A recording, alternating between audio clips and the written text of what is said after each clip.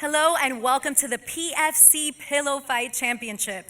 I'm your host, Anna Reyes, and I'm joined by the commentators, Roman and Lieber, and we're coming to you live from the PFC Arena in Miami Lakes, Florida. Now we have an action-packed evening for you. In traditional boxing, we use gloves, but here we use this hardcore patented pillow.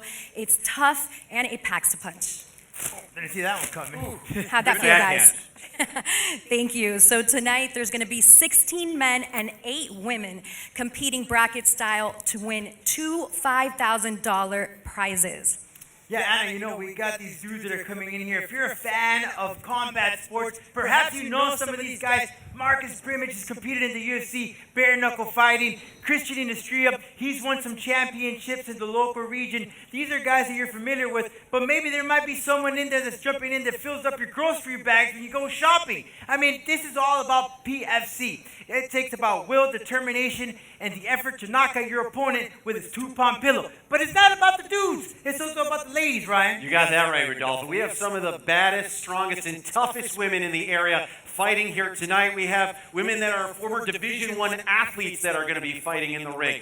MMA, jiu-jitsu fighters, boxers. The whole gamut is going to be covered tonight, and I guarantee you, for $5,000 that's on the line for these ladies, you can bet they're going to bring their A game this evening. That's right. We can't wait for the pound down to begin. Right now, we're going to go to my co-host, Anna, who's in the studio, and she's going to speak to some of these fighters right before they go on the ring. Anna, take it away. Talk to me a little bit about this makeup for tonight. What's the story behind it? So, I'm a joker. Yeah, I'm here for kill someone, and maybe this guy. Getting ready. I think I look at the Joker too. I don't know, but let's go see in the ring. You know who's the real Joker. Yes, Santiago, the second Joker. Tell me what prepared moves for tonight. ¿Qué has preparado para esta noche en el movimiento? Bueno, para adelante, un oponente bien alto tengo. Atacar, moverme, desplazarme, evitar y tratar de alcanzar la cabeza. So he's saying moving forward, moving fast. He has different techniques to bring to the ring, so I can't wait to see these two jokers bring it all in. I want you guys to go ahead and grab the pillow. Are you ready for this? Yeah. You ready? Yeah. Well, let's go. We'll put up those rules. As I mentioned, matches are scored by 3 judges on a points-based system. Strikes must land cleanly and must be swung at full force. And the points are awarded: knockdown 3 points, 360-degree move 2 points, strike to the head 1 point, avoids opponent's hits, and showmanship. You got 1 point per round. And as I mentioned, those are some of the rules of what you can do. So a floor knockdown fighter has 10 seconds to get up. A fighter may not push or charge your opponent with any part of their body or the pillow, and you can only hold the pillow by the handles, 1 or both, or actually 3, and you cannot grab or hold onto your opponent at all. At all times, fighters must keep a 3 feet distance. And I could not think of a better matchup tonight, seeing Joker versus Joker. We have, of course, Santiago Sejo, who is the Jared Leto version of the Joker. And let's head over to our announcer with the introductions. We are set for a hard-hitting PFC action. Introducing first, the man fighting out of the blue corner, a Thai boxer and Brazilian Jiu-Jitsu practitioner. He is a decorated mixed martial artist, a former UFC fighter, and an LFA and Thunder Fight champion. From Sao Paulo, Brazil, Marcus the Joker Perez.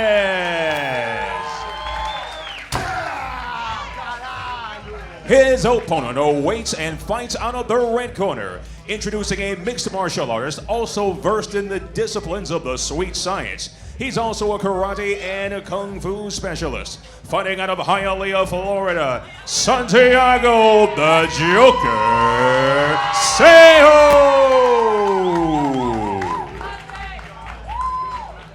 Well, this fight will ultimately determine who is the real Joker. We went over the rules from the locker room. Obey my commands at all time. Defend yourself at all time. Okay? Stay your distance. Keep your distance between you two. Okay. Any question for blue corner? Nope. Any question about? Nope. Back to your corners. You want to chuck them up now?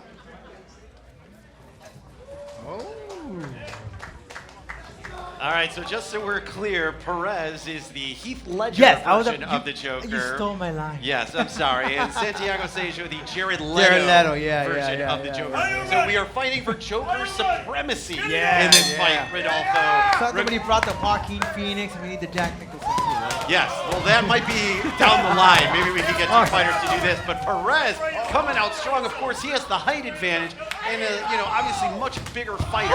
But maybe Sejo can work on his quickness and use that to his advantage. No, Perez is just swinging away, man. He's swinging away like Barry Bonds back in the late 90s in Major League Baseball. And Santiago, though, not going back. He's following through. Look at that. Look how he holds the pillow. Oh, he got hit. And that was a knockdown by the pillow. It's not like he lost his footing, no. Completely brought him down. unbelievable move by Sejo doing the split. Oh! But he is doing his best to dodge every single blow coming to him by Perez. Perez, listen, if I'm Las Vegas, I'm throwing my money on Perez right now. This guy's bringing the heat with that pillow. And look how he holds it very confident. And in fact, I don't even think he has one handle he's flipping at the side compared to Santiago, who, no, he hasn't one. He has two. He's using two of the handles. So it really depends on the fighter how they want to hold the pillow and how they bring in that force. But Perez is very confident. Look, see, that is that strong background in mixed martial arts. See how he keeps his hands up to protect himself. Santiago, though, showboating there, putting out some matrix movements. Oh, Lord.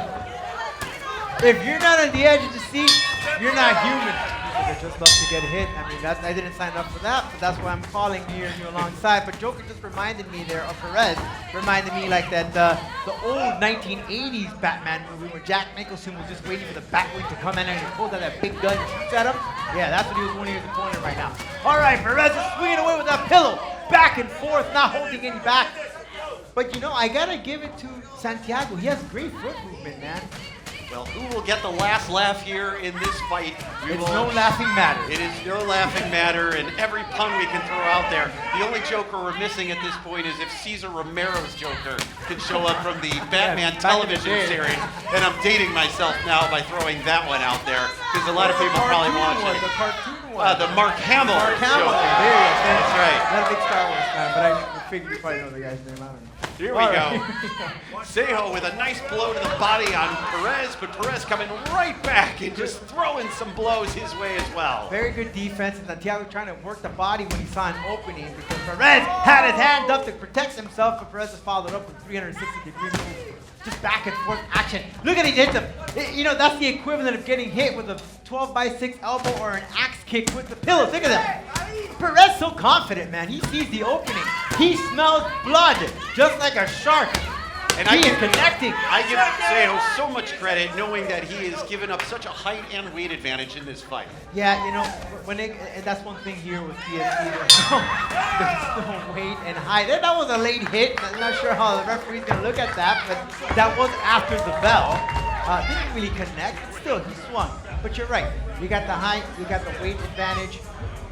Look, if you're a fighter and when you're the smaller fighter compared to the taller one, you could work the body, bring down your opponent. But with pillow fighting, you got a 2-pound pillow. It's not gonna bring down the taller guy down. So you really gotta just exhaust him in order for him to bring him down to your level. I mean, that's just the way I see it. Or I've seen some fighters, they work the legs to sweep them. They'll sweep them so they can throw them off balance to bring them down to the height that you want. And then hopefully land a couple of shots in the face. So let's see who will There we get go, the last round. laugh. The last round between these two dudes. This is what would happen if Heath Ledger.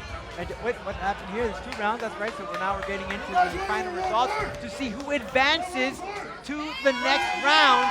$5,000 on the line. Perez, Sejo to open up this tournament. Jared Leto Joker or the Heath Ledger Ledger. Joker? Either way, a Joker will be moving on to the second round of this tournament. Either way, the fans win. The crowd is chanting one more round, but unfortunately, I don't think they're going to get what they He's want. doing push-ups. This guy has a great shape, man. Oh, he followed up. All right, he clearly won the push-up contest. Look at this. And he's switching sides. They're just trying to outdo each other. Oh, Lord. He couldn't do that. All right, we have the results from Mike Markham, who is our announcer, and he will be shortly giving the results between Joker versus Joker. Ladies and gentlemen, we go to the judges' scorecards. Your winner on points in the blue corner, Marcus the Joker Pence.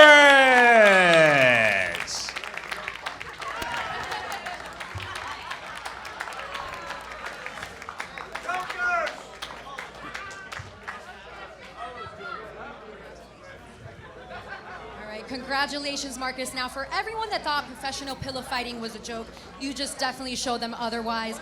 Let's talk about some of your previous fighting experience that helped you today. Good night, guys. Thank you so much. Yeah, I come tonight for have a fun. I give the guys the show. Yes, for sure. Take some money in my butt. But yeah, this is incredible because it's a new promotion and I help the guys. So take your career, because I can do this and I train for my fight. I am an MMA fighter. I'm still an MMA fighter, so I'm just starting my career. And this is a good promotion. I love the fight here because I love the guys that work there. Rob, Steve, everything. The guys, really good guys, and thank you so much. Appreciate it. Have a good night. And why so serious, baby? Everyone give it up again for Marcus. We are set for 2 hard-hitting rounds of PFC action. Introducing first, the man fighting out of the blue corner, a mixed martial artist and grappling specialist fighting out of Miami, Florida, Jacob Diaz. His opponent awaits a boxer, mixed martial artist, grappler, and kickboxing practitioner fighting out of Tamarack, Florida, Chocolate Thunder, Reggie Newsom. Gentlemen, you've received your instructions in the back. Let's keep it clean as possible. Touch them up if you'd like. And we are ready for our next fight here between Reggie Newsom and Jacob Hunter Diaz. Reggie Newsom is an intimidating looking figure, Rodolfo. He is one of the best blocks I have seen in pillow fighting, and you will see it here when somebody tries to come towards him. Watch how he is just so able to dodge and block all those pillow punches, and we are going to see that a lot tonight as Jacob Diaz tries to find a way as Newsom wildly throws the pillow trying to attack Diaz, and he loses it. Now the fight continues. Ray, if you ever want to find out what would happen if Conor McGregor and Tyson Fury were battling it out, well, this would have happened here. They could battle it out in PFC. That's what we're kind of seeing right here today with Reggie and Jacob. Now, Jacob does have a strong background in mixed martial arts. In fact, his coach, Ray Fundora, is sitting right next to him. He trains with the Freedom Fighters, competed and trained some of the best in MMA. And Reggie here, Chocolate Thunder. Hell, we all need some hot chocolate tonight because it's cold outside. We're not used to that weather here. But he's bringing the heat and the thunder this evening. Now, he uses a 360-degree with all that full force and weight. Let's see how much. I mean, Reggie has the potential of knocking out Jacob. He got clocked in the face. Yeah, so, these body blows, especially coming from somebody the size of Newsom, that can't feel good. Yeah, Jacob needs to use that footwork. He knows how to work it. He's a jiu-jitsu guy. He used that flying pillow shot. Ooh, and Newsom coming back with multiple blows to the head after that. Yeah, he's gonna have his feet really solid on the floor. So Jacob, we are ready to start round 2 between Reggie Newsom and Jacob Hunter Diaz. And both fighters coming out and exchanging blows with the pillows. And Diaz coming out a little more aggressive in this round. Right, and again, it goes back to see how much cardio is. Jacob needs to move around. See how he's moving back and forth. He's moving in that footwork. Reggie's trying to dodge. You know, what Reggie has is that power. He has that power to knock him down. Perhaps he could be that first knockout here this evening. I give Jacob a lot of credit right now, continuing to feel those blows, but he is obviously holding himself up as he is continuing to get these just blows from Reggie Newsom. Yeah, and Reggie's not being as aggressive as he was in that first round. Again, this sport, it might sound silly. He missed that 360-degree move. It might, you know, and it's dangerous. Look, he turned around the 360. His elbow got caught right on the side. I mean, he could sprain it, you know, and he could stop the fight. Late hit there by Diaz. He gets warned by the referee, so they continue to fight. Yeah, injuries have occurred here in PFC. So again, these guys are not just fighting for remote control privileges. They're fighting for $5,000 on the line. Takes a lot of cardio. You get smacked in the head, back and forth. Oh Lord. Both of these fighters not slowing down here in the second round. They know, as you said, what is at stake here, and they are not giving up, knowing how much money is on the line here tonight as Diaz and Newsom get caught up and the bell rings, and that is the fight. We go to the judges' scorecards. Your winner by unanimous decision, advancing to the Elite Eight, from the red corner, Reggie Newsom.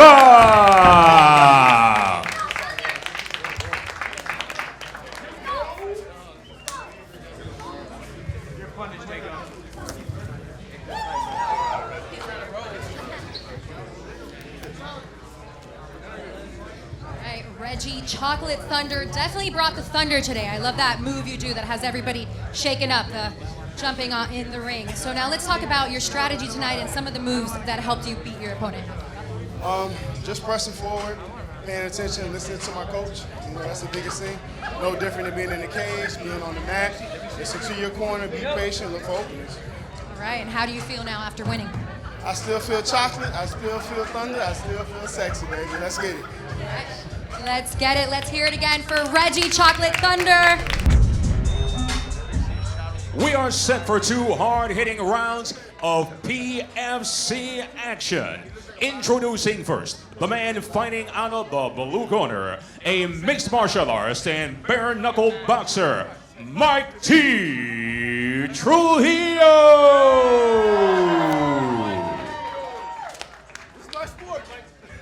His opponent awaits and fights out of the red corner, a pillow fight championship veteran, a boxer and kempo specialist from New York, New York, Tyrell TJ Jenkins.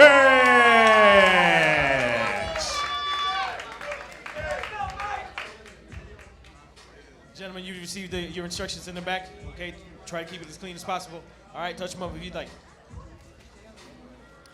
Danny Rowland is our referee for this fight between Mike Trujillo and Tyrell Jenkins. I saw Tyrell Jenkins fight in PFC 1, Rodolfo, and he dislocated a guy's shoulder in that last fight and retired him.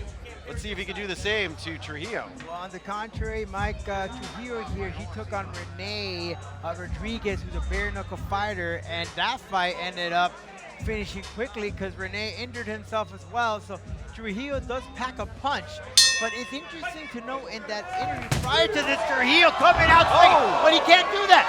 He can't push anyone. He can't push anyone.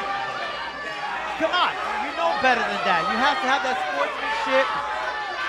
Look, Mike Trujillo comes, he competed in the backyard, he turned professional mixed martial artist, he went bare-knuckle fighting, but he knows better. He knows he's been in this contest. He has to keep his cool. He has to keep his composure. And just like in every fight, in any type of fight, you have to keep your cool. You're going to lose a fight if you let your emotions get the best of you. I mean, Trujillo came out absolutely swinging at that one, and wildly for that matter. And he is not giving up. He's going two-handed with every swing. And now Trujillo goes down. Now TJ getting the advantage. That TJ, he reminds you of, he has the body shape of a wide receiver or even a basketball player. Very lanky, long reach. TJ definitely coming in here having the advantage, but Mike did warn him, hey, be careful with my eye. I'm handicapped on one eye. But hey, this is PFC, man. You're giving away my... Come on, it's like I'm going to war and I'm going to give you my strategy. You think he was trying to psych him out there a little bit? I hope. Come on, dude.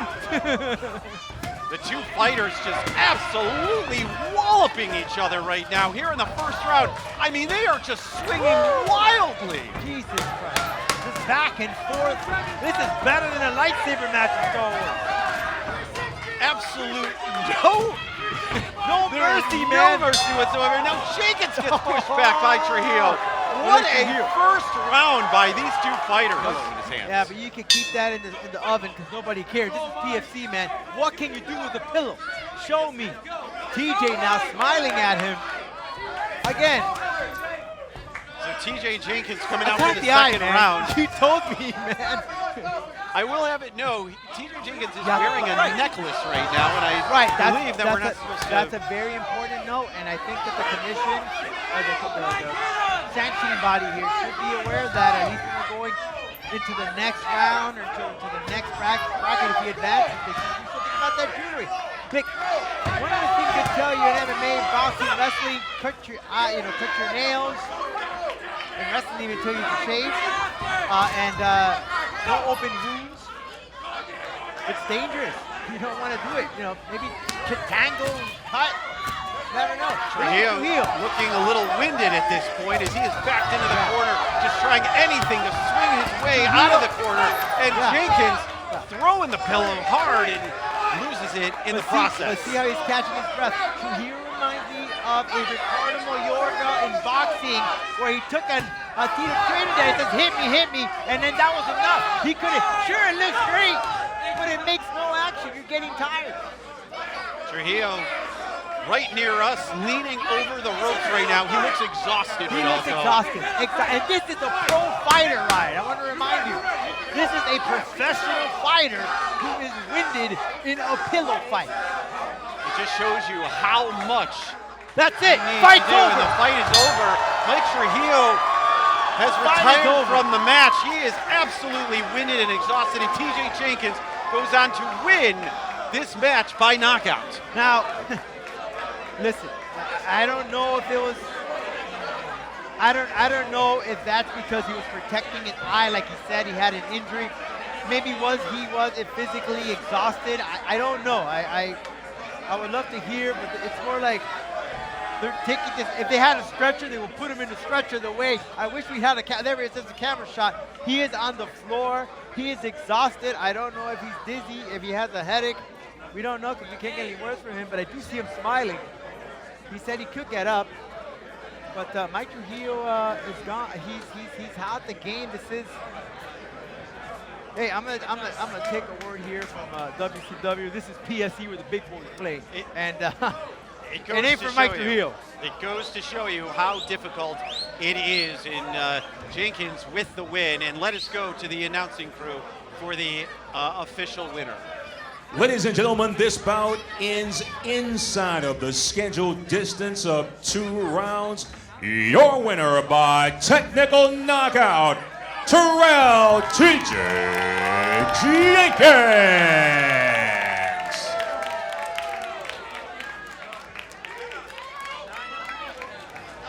Congratulations. Wow, you definitely brought the heat. That was one fun and exciting fight to watch. You knocked your opponent out. How do you feel right now? Blessed.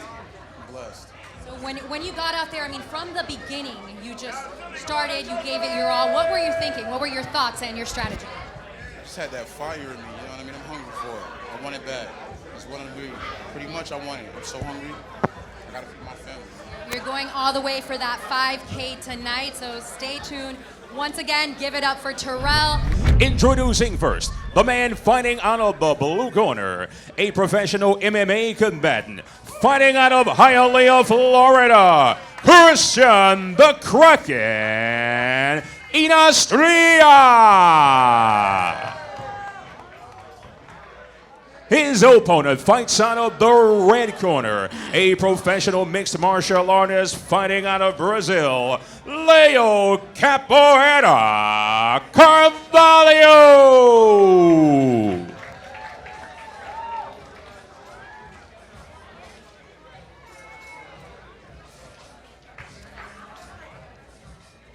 obey my commands at all time. Protect yourself at all time. We went over the rules in the locker room, okay?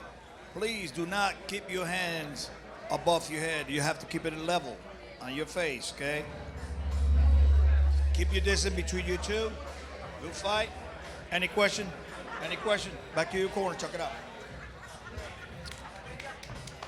All right, and our next fight here is about to begin. Inastria with the blue pillow and Caravallo with the white pillow as we are ready for the next fight in the PFC 2 Championship Tournament. So look out here, Ryan, what you're going to see from Capoeira, obviously some Capoeira moves. It's not from the movie Only the Strong. No, this is an actual Capoeira practitioner. Christian Inastria is a mixed martial artist.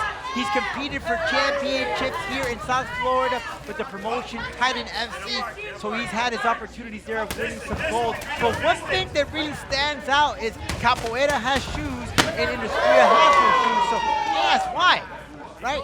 Well, it's really a preference. If you're a jiu-jitsu guy, if you're an MMA guy, you tend to fight on barefoot. If you're a boxer, you tend to fight in shoes, they're wrestling shoes.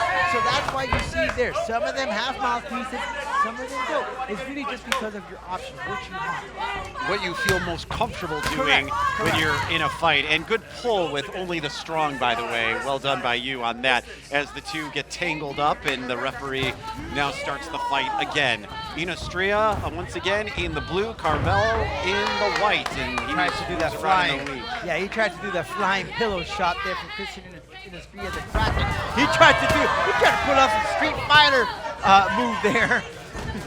So cool to see some of the guys in the ring, as you said, doing cartwheels, doing somersaults, whatever they can do to kind of throw off their opponent as they get ready to get back into the action as they're at the center of the ring and exchanging blows back and forth as the ref breaks up the fight and puts them back as that ends the first round. 4 million followers on Instagram, so people know what's going on here. I'll do you one better. CNBC was here last night, and they did a full package on PFC. This is the real deal. We're just not blowing up smoke, ladies and gentlemen. This is a lot of fun stuff and entertainment as you're seeing here tonight. Look at that, just bump. He did a little Anthony Pettis jumping off, but Capoeira here says, buddy, I got some moves myself. We are seeing tremendous moves from both of these fighters in the ring, not just with their pillows, but using all of the elements to make sure they get an advantage on each other as they are broken up by the referee as they get tangled up, and now they are at the center of the ring. It was almost a low blow, but that pillow was just inches away from the groin area. For Capoeira said, nah, I'm all right. I brushed it off. And a shout out to Cagewear, who puts together these great uniforms, very long lasting, and they look very, very nice. They absolutely do. Styling as well, Rodolfo, you would say. Referee breaking up the fighters again. We got a fighter he has some grills on. We'll talk about that. We definitely will. I know exactly who you're talking about. Both fighters swinging wildly at each other as the ref breaks them up. Inastria with another blow to the head. Both fighters are gripping the pillow alike. They switch it. It's almost like a fighter when you switch a stance, right? They switch grip of the pillow. And he tried to do a jumping 360-degree move, but we go to the judges' scorecards. Moving on to tonight's PFC Elite 8 round. Your winner by split decision. In the blue corner, Christian the Kraken Inastria.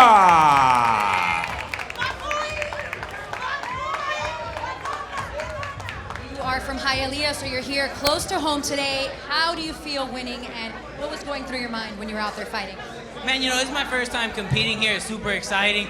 You know, there's little things I'm still trying to get used to, but I'm here trying to put a show for the whole 90 seconds every round. So everybody tuning in at home and everybody here, you can expect a show when I'm inside of here. That's right, so you're a professional MMA fighter. What are some of the skills from that helped you tonight? You know, I would say definitely being able to move, being able to stay composed. When he was able to catch me with some clean shots, you know, I was able to come back and answer.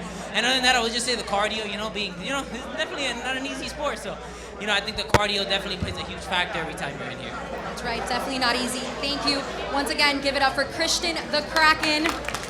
And now we are taking a look at the ladies, Rodolfo, as we set for 4 fights in the first round for them. And as we said at the top of this broadcast, some of these women are absolute amazing athletes and very dangerous. For 2 rounds of hard-hitting PFC action. Introducing first, the woman fighting out of the blue corner. She makes her pillow fight debut tonight, fighting out of West Palm Beach, Florida, Claire Bear Lawson. Her opponent fights out of the red corner, an explosive mixed martial artist, a Kung-Tao practitioner, and Brazilian Jiu-Jitsu specialist. Fighting out of Boca Raton, Florida, Kendall Scarface Volker.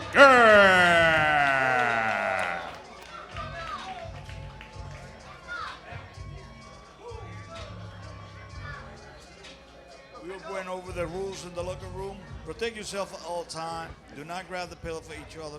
Okay. Do not put your hand above your face. Keep it light. Keep you separated. Good. Have a good fight. Any questions to your side? Every question to your side. Go to the corner. Touch up. And we are ready for our first female match of the evening between these 2 fighters. Claire Lawson and Kendall Volkar. Obviously, both skilled fighters in their respective sports, and they come out blazing, just throwing punches with those pillows right away. And they get tangled up, and the official breaks them up. Yeah, and Volker, I've seen her compete previously in a bout, so she is experienced in this. She's also a jiu-jitsu practitioner. Has an advantage, but both these ladies are tall. Very well conditioned. And they're coming in. Now, remember how we talked about earlier previously about the hair, right, with the women? Claire has that double lock, you know, could kind of come in the way. Remember, you're tossing, you know, turning right to left. It could get in the way of your vision. Want to make sure that obviously it's out of the way as much as possible, considering, like you said, it doesn't whip around too much. Volker with a nice shot to the face of Lawson. Oh, and Volker slips down and not counted as a knockout, so the fight will continue. Both fighters center ring, now Lawson getting backed into the corner. Volkar swinging away, throwing a windmill of pillow fight haymakers. And they're just taking, they're just like, no whatsoever, bring in the heat. Volker and Claire just duking it out. It's almost like she attempted to do a flying knee, but it was more like a flying pillow shot against her. It is always interesting as firing in this second and final round, but a great first round for both fighters. I got to tell you, I thought that was an evenly matched first round, to tell you the truth. Yeah. As here we begin the second round, and again, both fighters coming out strong and just continuing to wallop each other, not letting up. Down goes Volkar again. Oh, but a late hit there as well. Well, I don't know if Howard Quigg was turning. It was an odd moment there because it seemed like he called for a timeout and then Claire just took in that shot. I couldn't see that, but here we are, minute and a half left. Backing away from each other and now getting ready to go back into the center ring as Volker gets Lawson against the ropes, but she fights her way away from him. Continue to battle on here in the second round. Again, both fighters swinging heavily at each other and just attacking each other through the body shots with the pillows. Just mashing each other back and forth. Volker got clocked. Volker keeps giving her back, though. You don't want to do that. It seems like a little bit exhausting. Obviously, we know after a while when you throw as many shots as you do with those pillows, it can definitely tire your arms out. And we're starting to see that here in the second round as time is ticking away to try and make a move. But I honestly believe this has really been an evenly matched fight between these two fighters. And look at her way she uses the pillow. She throws the pillow, uses the other hand to push it. I don't know how much advantage, but I'll tell you this was Ryan, unlike that. We go to the judges' scorecards to see who advances to the Women's Championship semifinals. Your winner by split decision. In the red corner, Kendall Scarface Volker.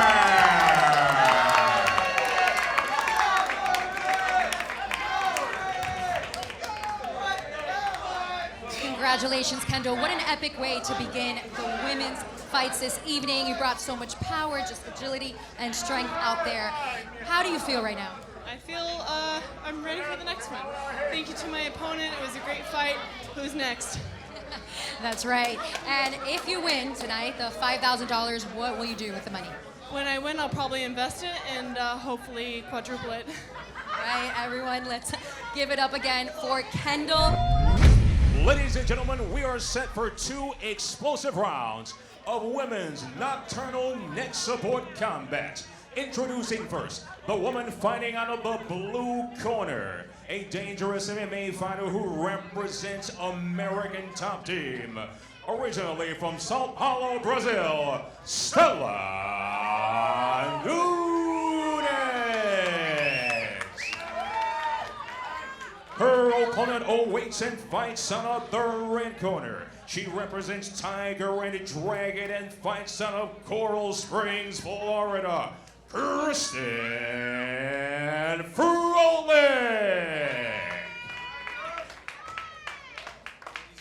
Already receive your instructions. Okay, let's try to keep it as clean as possible. Touch them up if you'd like. And we are ready for our second fight of the night on the female side. Frolic against Nunez. You know, Rodolfo, curiously, as cold as it is outside, I wonder if that actually helps the fighters a little bit because you have that cool breeze. It's not that 80, 90 degrees that it's usually outside here in South Florida. Yes and no. You gotta warm up.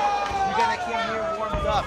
You saw Marcus Brimage doing some dog poses because you have to keep your body warmed up. You don't want to pull a hamstring in there. When it's cold, you have more of an opportunity. I tell you from experience, I pulled my hamstring out of the cold. So no, you like that humidity actually. You want to be able to be fluid and your muscles not cramping up. Not too hot, of course, but you have to be able to really keep your body warm. So, of course, Frolic with the pink pillow and Nunez with the blue pillow.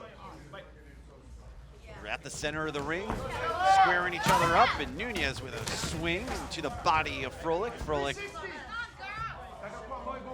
stopped the match. I think the grip on the pillow is not appropriate for Nunez, so she regrips, and now we're back to fighting again. And nice blocks by Frolic as she is avoiding those shots by Nunez, and back comes Frolic trying to get inside, but Nunez says, no, not so fast. And here comes Nunez throwing another haymaker with that pillow. Shot, but hasn't found an opportunity to do so. Nunez knows how to she goes. She landed nicely with a 360-degree move. Nunez certainly the quicker of the two fighters. She's showing that right now here in the ring as Frolic still trying to get her footing and gets a pop right to the face with that pillow. Yeah, you can tell the difference here as any shot of winning this match. She can't stay stiff. She can't. Nunez is a very experienced fighter. And Nunez again just coming out swinging and another 360 move, and Frolic is stunned by that hit and then gets hit in the leg, and Frolic kind of loses her footing for a moment before getting her balance back. Frolic put both her hands like she's wanting to fly. You don't want to do that against Nunez. Another attempted flying pillow shot. Frolic following through. Another shot for Frolic. Welcomes them with a 360-degree move. Now she's showboating now. She feels very confident. She feels she wants this stuff. Nunez, of course, as we said, a very experienced fighter. Nonetheless, she fought in UFC as well, so no stranger to the ring. And she is not intimidated by any of these ladies. There's another wild 360 miss, though, there by Nunez, as Frolic looking really tired now, and you can tell by the swings that she's throwing at Nunez that it's just not connecting. You know, funny you mentioned that, Ryan, because there is a strategy to compete in a ring compared to an octagon or a cage, especially in a ring. So you want to bring your opponent to your corner so you're able to hear your cornerman or woman for this instance. Nunez again, just trying to block all those shots from Froelich and doing a pretty good job as Froelich again trying to get in there on Nunez, but not having much luck. And Nunez continuing to attack Froelich right now. Froelich just doesn't want it. And that is going to end the match.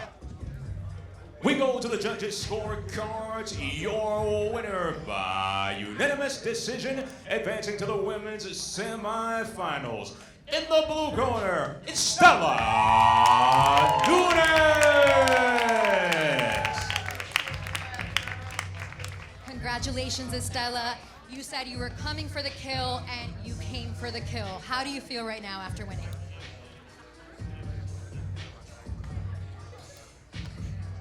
Yeah, I feel good. I'm still here. Yeah, I'm come back. Everybody. That's right. So now you are a UFC fighter with 6 out of 7 wins and a 2-time Muay Thai world champion. But now you are advancing to the semifinals for the Pillow Fighting Championship. And how does that compare? She says she's very happy to be here and she's excited to go to the semifinals and she can't wait to kill everybody. Awesome. Well, congratulations again. Everyone give it up for Estella one more time. Fight fans, hard-hitting action continues here in the women's division of the PFC. Introducing first, the woman fighting out of the blue corner. Schooled in the disciplines of Brazilian Jiu-Jitsu, Thai boxing, and capoeira.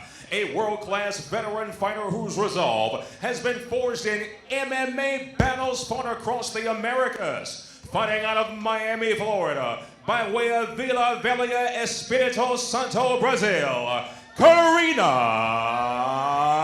Dam.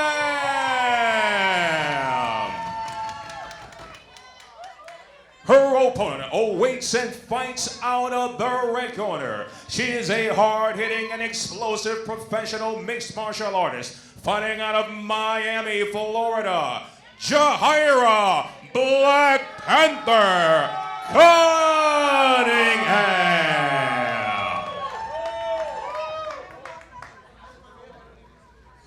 Okay, ladies, you receive your instructions in the back. Make sure that you keep it as clean as possible. Okay, touch if you'd like.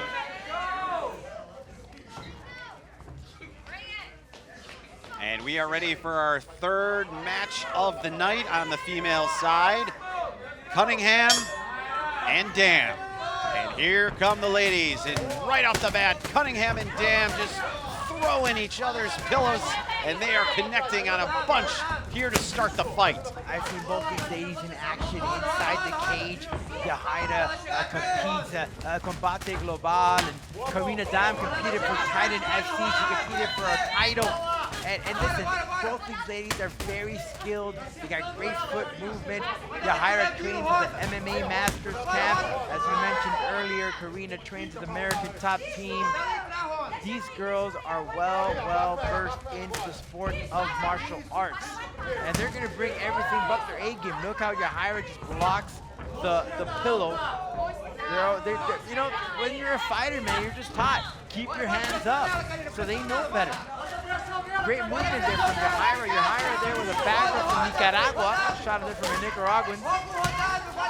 Cunningham with the white pillow and Dam with her pink pillow, also with the pink top. Cunningham in the all black, as nicknamed with her moniker, the Black Panther. And they are just going at it with each other. No regard for defense in this fight so far. They are just absolutely trying to connect with every offensive prowess they can here in the first round. It's a nice shot there by Dam on Cunningham, and Cunningham retaliates with another shot of her own. And now they're just going back and forth, exchanging shots here in the corner against the ropes. And the first round comes to an end with a final round of this first round on the women's side here in the PFC. Earlier online, you were talking about the weather outside and cold. When Jahaira was smart, she kept in those tight, long leggings to keep her legs warm, which you need. We have pants here, and I feel cold. I'm wearing a jacket just like you, and I'm still chilly, so I totally get it. They come out firing in the beginning. Things have slowed down a little bit here in the second round. Cunningham now gripping the pillow with both hands as Nunez trying to fight her off. A nice blow to the head by Nunez as Cunningham blocking it and throwing down another pillow on Nunez as well. She spins around and misses wildly on Nunez, Cunningham does, and they're back to the center of the ring. Very great movement. She trains, I said, with MMA Masters, home to Daniel Valverde, a very well-known jiu-jitsu practitioner. But they also teach their capoeira, and we see some of the movements there now. Look at Yahara, a little showboat there, calling Karina to go, let's bring it. And I'm looking at her right here. Karina's not the same person that she was when we started out in the first round. Cunningham blocking that shot and then throwing down with the pillow on her head. And another miss by Dam. And another miss as Cunningham is just bobbing and weaving. Great defense, bobbing and weaving. And that is the end of the fight. And both ladies feel like they are victorious, but I have... Ladies and gentlemen, we go to the judges' scorecards to determine which of these women moves on to the final four, still alive for the $5,000 Pillow Fight Championship prize.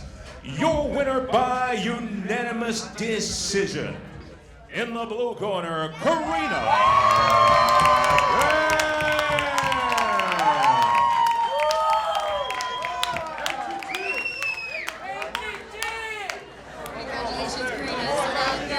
Is Barbie of the Rings. Let's talk about how you got that nickname. Yes, my nickname is Barbie because I use pink shorts and tops ever. Okay, and how do you feel right now after winning today? I feel good and I'm so excited for my next fight. Awesome. And what are you going to do if you win the $5,000?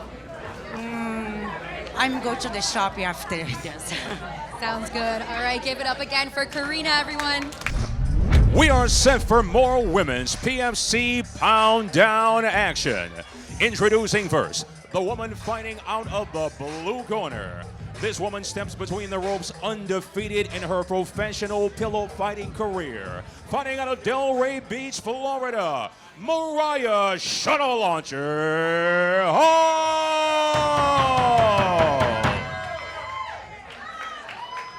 Her opponent awaits and fights out of the red corner, a mixed martial artist and Brazilian jiu-jitsu practitioner, fighting out of the Bronx, New York, Yashira, the Ninja Princess Mijajes.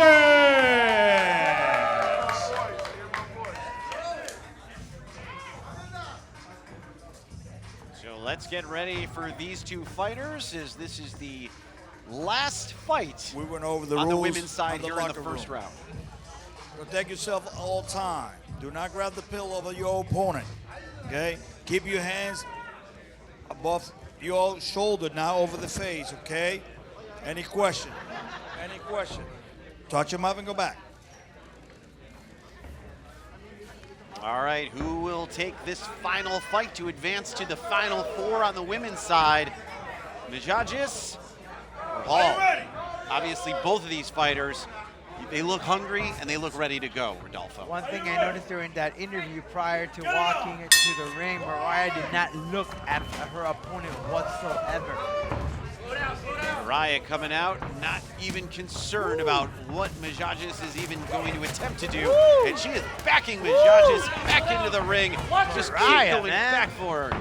And Mariah just absolutely going at it with Mijajes, not doing anything to slow down, as Mijajes still with a big smile on her face, doesn't seem too fazed by the blows that Hall is bringing. You know what, Mariah's very smart. She knows how to play the distance. And that's what she's able to throw in that shot. Mijajes using her hand to say, come on, I want a little more. She keeps waving off at Hall. It looks like she almost wants Hall to kind of expend all her energy in the beginning so she can come at her. Hall doesn't seem to be taking the bait anymore. No, very smart. Look at that range. Look at that distance between the two fighters. And Hall uses it so smart. Look at that. She knows when to strike, when to hit. And Yashira, I mean, you can tell she has a very strong background in martial arts. Very competitive, very athletic. For Mariah, this is all brains, dude. You know what I mean? She knows how to play like a game of chess. And Hall now continuing to attack Mijajes as she is back down in the corner, and the two separate and are looking at each other face to face now back into the center of the ring. Another thing, look how Mariah just looks at her opponent straight in the eye. Has not looked at the right or the left. And a chance to advance, as Mariah Hall also has her sights set on moving on as well. And the two just come out swinging here in the second round, as Majages trying to avoid it and does a nice little bob and weave, but Hall still trying to get some shots in, and she does successfully get some body shots here on Majages. Shira wants to win it. Hall very well so far. Strikey finds a good opportunity. Remember, she has a lot on the line. She's undefeated. Undefeated coming in here. If you look at on paper, she comes in as the favorite, right? And mind you, Hall has already taken of Kendall Volker, and Hall defeated Volker. Volker has obviously moved on to this round as well, so they could potentially meet in the finals, right? If Hall is able to advance here against Majages, as the two just kind of going back and forth with the blows with the pillow. As time ticks down here in the second and final round. Majages looking to try and make up some points here, as she's trying to get in the best she can on Hall, but Hall playing some great defense, not allowing Majages in on the body shots.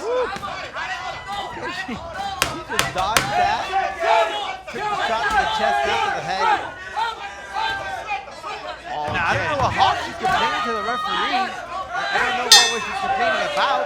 That is the end of the fight, and both fighters walk back to their corner feeling they are victorious. The decision, your winner by unanimous decision, fighting out of the blue corner, Mariah Shuttle Launcher Hall.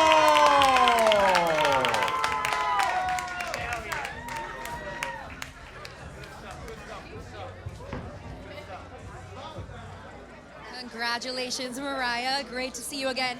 You are undefeated in all your professional pillow fighting championship competitions. How did you do it again? The same strategy I used last time. Believe in my heart. Thank you, Tamika. Cardio and water. That's right, but now your opponent did put up a good fight. Was it tougher than you thought going in? No. But as the results may stay the same, I'm the winner again. Hi, everybody. Congratulations. I love the confidence. And if you win the $5,000, what are you going to do with it? When I win the $5,000, it would go towards most likely a lovely home of mine. Thank you, guys. Yes, give it up one more time for Mariah. Congratulations. And now we're going to go to the commentators who are going to talk about the women's bracket. Gotta hand it to Mariah Hall. I'll tell you what, no lack of confidence there, Rodolfo, as she moves on to the second round. So here is what we have in the final four on the women's side. Volker will take on Dam, and Nunez will take on Hall, as both of those fighters will now meet for a chance to meet in the championship round, and $5,000 is at stake. All four fighters, in my opinion, I think have a very legit shot of winning this money. I don't see really an edge to any of them. All of them are very capable, and I could see any one of these four fighters winning this championship bout. And Hall comes in defeated, but she's going to fight a very fierce Nunez, a very experienced mixed martial artist who has good footwork. Let's see how if she could use the same strategy he used right now. But listen, $5,000 on the line. Anyone can take this. Let's now take it to the video to show you how PFC is working with the youth to expand this sport.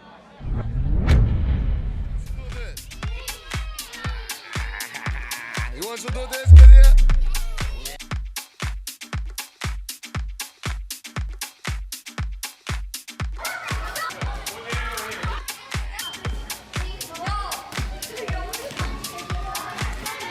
Who wanna go again?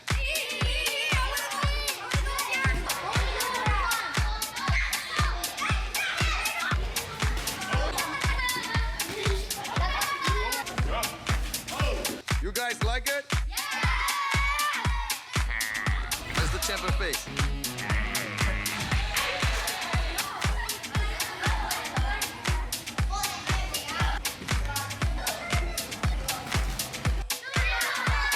Oh, I can hear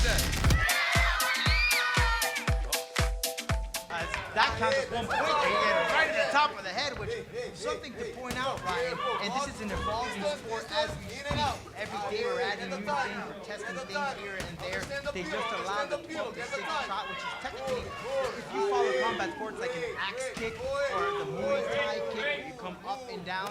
So you allow that shot with this 2-pound pillow inside the ring. And people should realize that, you know, these aren't just your everyday bed pillows. These can pack a punch for sure when these kids are going head to head and walloping themselves over the head with these pillows. You're not going to wake up the next day all great and gravy. No, absolutely not. These things are meant to hurt. This is a sport, folks. Of course, it brings a lot of great 360 move there by Kyle, followed up by Isaiah. Oh, ladies and gentlemen, as the great Jim Ross says, this is a slobber knocker. They are absolutely going head-to-head right now, exchanging blows right here in the center of the ring, and a nice second round by these two fighters. Ladies and gentlemen, the hard-hitting action continues here inside the PFC ring. Our next bout is scheduled for 2 rounds of hard-hitting action. Introducing first, fighting out of the blue corner, a bare-knuckle brawler and former UFC heavyweight competitor. Fighting out of Pompano Beach, Florida, Marcus the Yoga Ninja Brimage. His opponent fights out of the red corner, a hard-hitting world-class pillow pugilist. He represents Delray Beach Boxing Club. Fighting out of Palm Beach County, Florida, by way of Greeley, Colorado, Philip Unba. Two very different styles of fighters going into this one. Protect yourself at all time. We went over the rules in the locker room. Please maintain your distance. Do not take your arm above your face. Keep it inside. Do not hold the pillow from each side. Any question for red? Every question for blue? Touch them up and go back. You know, Ryan, when you look at these two, obviously, what stands out is the height, the weight. So this is how you're going to look at this fight. Amba's going to come at you like a freight train. And Marcus, he's coming out to you with that video game where the toad used to jump around and skip things. Yeah, that's what's going to happen. Frogger? Are you Frogger, referring to there Frogger? you go. That's what Marcus Brimage is going to have to do. But he's quick. Marcus Brimage is a very quick dude, very fast-paced, and most importantly, you know, he's a yoga instructor, so he's very flexible. He's able to really bob and weave. Look at that. He's hitting it more like an axe pillow shot, if you want to call it, following up with a 360-degree move. And you're going to see some really flashy moves from Marcus. I've seen some of his training where he jumps around, very flashy. It's more like he's practicing parkour. Is he parkour? Well, Brimage is coming out majorly as the aggressor here in the first round. Coming out, him in the head. Coming out with like a samurai sword-like aggression as he's coming at Amba here in the first round as he's just swinging that pillow around. Look how he dodged that beautifully from Marcus. Man, Marcus is just game, man. Listen, this is a professional fighter, and he knows the technique, how to dodge the bullet. It doesn't matter how tough. You got to remember that when you're a fighter, they do pair you up sometimes with guys that are twice your size, twice your weight, just to find a feel of the force. So he's used to this stuff in the training. He knows what it is to feel in there, to push yourself to the next limit. Well, Brimage is throwing that pillow around like it's a windmill as he's using that to his advantage to just kind of distract Amba and not sure where it's exactly going. And then Brimage also able to dodge all the just shots that Amba was throwing at him as the first round ends here at the PFC. Yeah, Marcus very fluid inside the PFC. On the opposite end, Amba, he's just a big dude.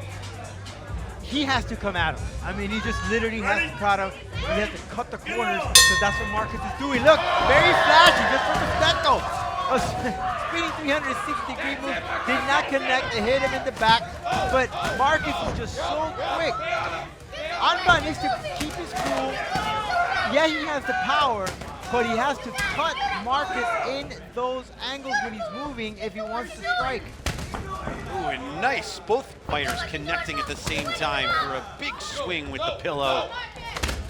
You know, Anba trying to avoid at all costs all these shots that he's taking to the body. Yeah, this is a sport really that you could have a power, you know, be powerful as the mountain, you know, but it doesn't matter. It's really about technique and how many shots you land. So if you're fast enough, I mean, that's, to me, you already go with an advantage, no matter how tall, how strong you are.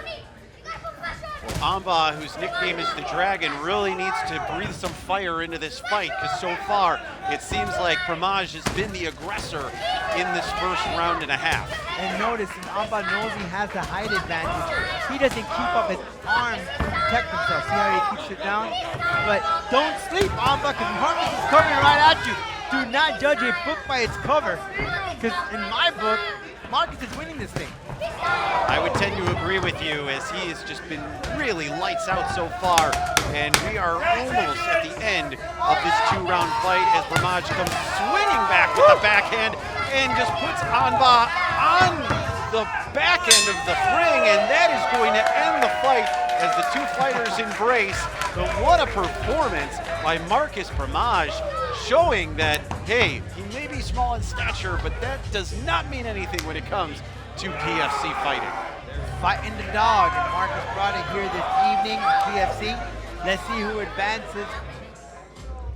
Ladies and gentlemen, we go to the judges' scorecards. Advancing to the Elite Eight, your winner by unanimous decision. In the blue corner, Marcus the Yoga Ninja Brimage.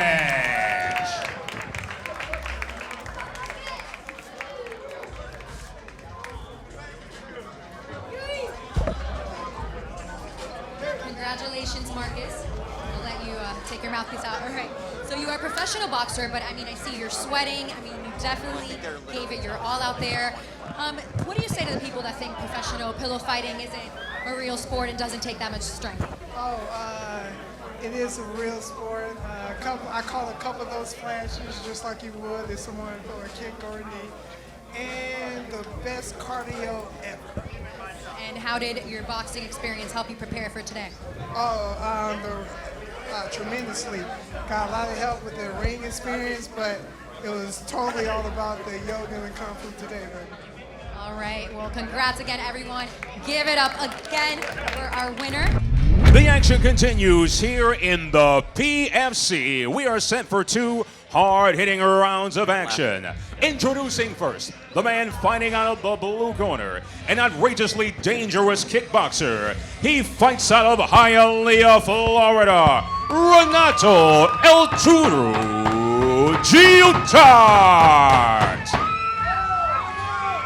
His opponent fights out of the red corner, a boxing specialist and battle-tested PFC veteran, fighting out of Boynton Beach, Florida, Woodley Francois.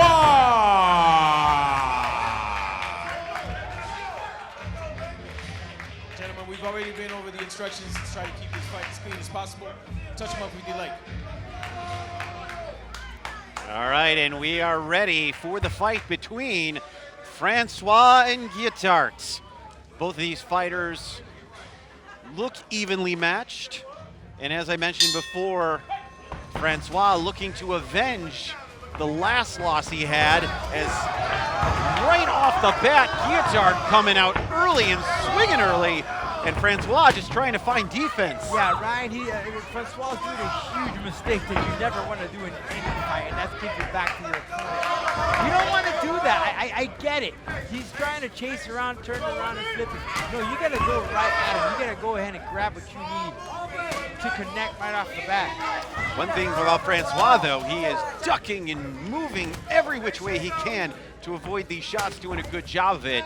But as you said, he's got to stay with his face facing his opponent. Yeah, you can never give your back. You know, they say that in jiu-jitsu, never give your back. Same thing when you're standing, never give your back. You just leave an opportunity for your opponent. Because as soon as he's going to turn around, boom, there's the pillow right in your face. Francois fighting his way out of the corner and throwing some shots at Guitart. Landing some shots on the body, and there's a nice shot to the face as well, as Woodley blocks, or excuse me, the Francois blocks that last shot by Guitart. Well, he's not keeping his hands up either. He's not protecting his shots.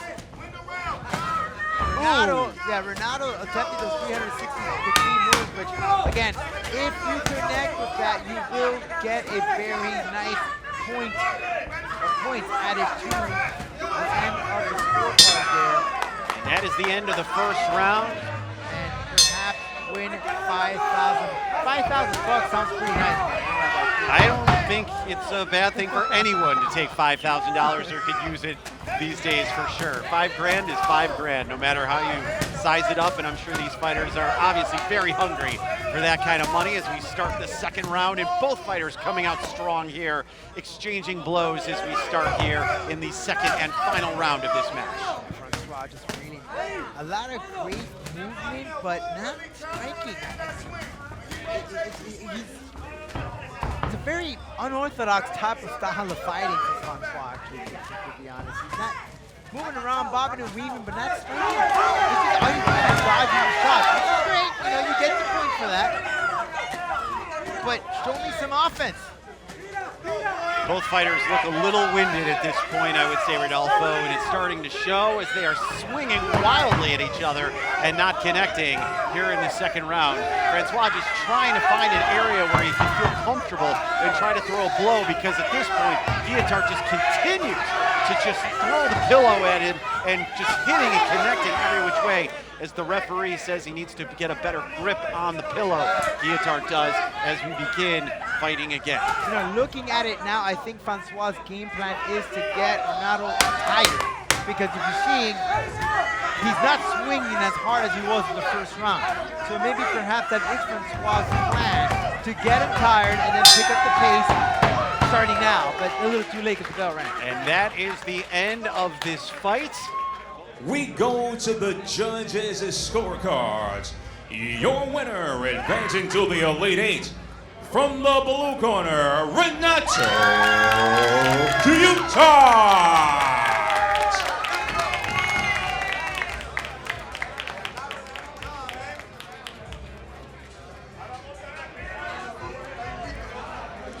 Congratulations, Renato. You're very well represented out there. I see you have a lot of fans. What do you want to say to all your fans right now as you're here representing Hialeah? Let's keep going at it. Let's keep knocking these pillars on until we knock someone out. Let's keep the rounds going. Let's keep pushing. Right, and what was your strategy while you were out there? Hit and not get hit and just try to be on top of him the entire time. Try to overwhelm him with the hits and let's get it. Right, anything you want to say to your possible next opponent? Ciao. All right, everyone, let's give it up one more time for Renato. We are set for 2 hard-hitting rounds of PFC pillow fight action. Introducing first, the man fighting out of the blue corner, a mixed martial artist, a Muay Thai practitioner, and a Brazilian Jiu-Jitsu specialist, fighting out of Pompano Beach, Florida, Rafael Diaz.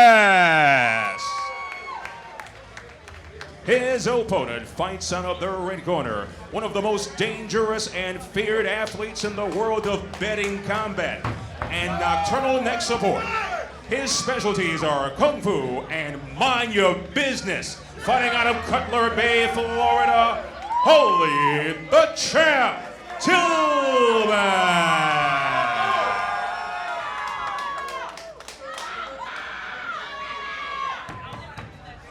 Gentlemen, you've received your instructions in the back.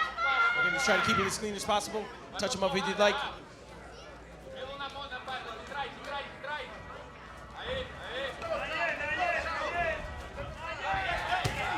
They haven't even started the fight yet, and these two are already going at it. They hadn't even gone to their corners. Somebody lost the memo there, right? I mean, the referee, he was sitting there going, what? I don't even know. understand. Danny Rowland was like, whoa, whoa, whoa, we haven't started the fight yet. Man, that bang energy kicked in sooner than it was supposed to. Well, clearly these two guys want a piece of each other, and it looks like they're getting just that, as here they come in the first round. And right off the bat, Tillman just throwing some haymakers, as Diaz retaliating as well.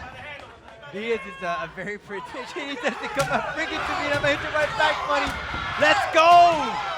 Diaz and Tillman going at it one-on-one here. And Tillman deciding he's going to take his shoes and socks off. Okay. He wants to go barefoot now. Okay. So he immediately takes his shoes off, and now he's fighting barefoot. Again, I'm really concerned with the $7,000 worth of white gold that he received, but he's smiling, man, and he has to hear those things.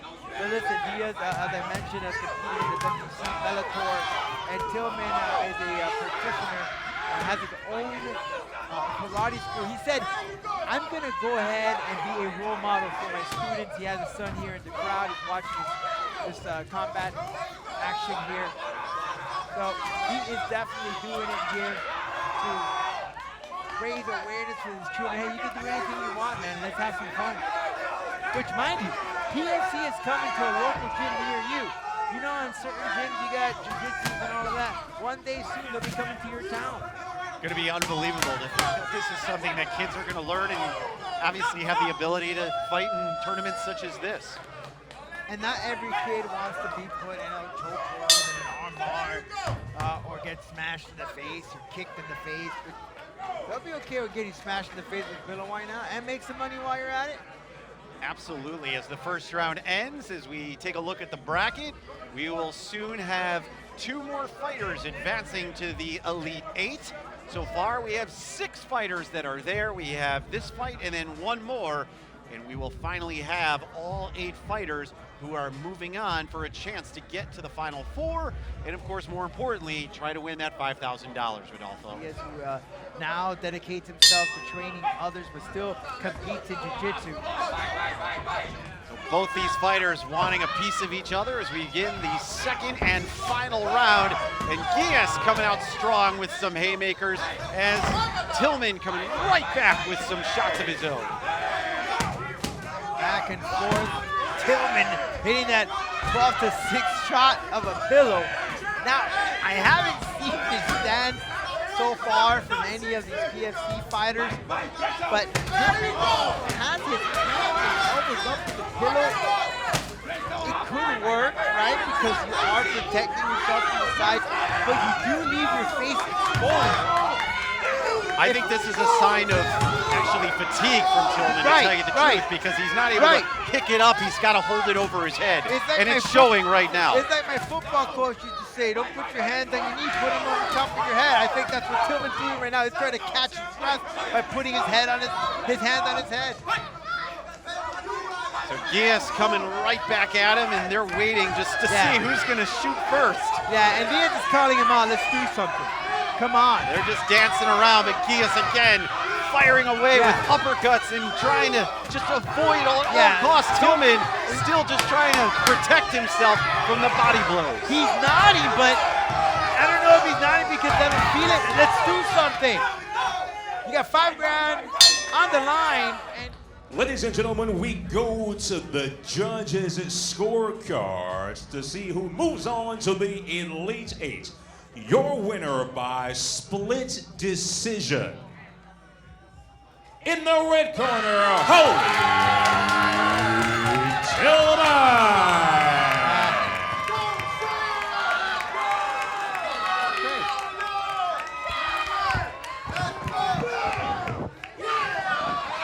Congratulations, you did a phenomenal job out there. When do you think the fight turned in your favor? Well, basically, I had to see that he actually was strong too, so I had to realize that I'm a master of all arts. Just had to take my time and get the job done. All right, so once you realized that, what was your strategy to beat him? Well, to just go in because I seen that he was kind of scared, you know. Yeah, so that's when I had to go in and take the kill. All right, well, that worked out for you. Congratulations again. Everyone, give it up again for our winner. Here's on tap, 2 hard-hitting rounds of pillow fighting action. Introducing first, the man fighting out of the blue corner. One of the most explosive athletes on the pillow fighting scene. Hard-hitting and lightning quick. Fighting out of Brazil, Leandro Apollo.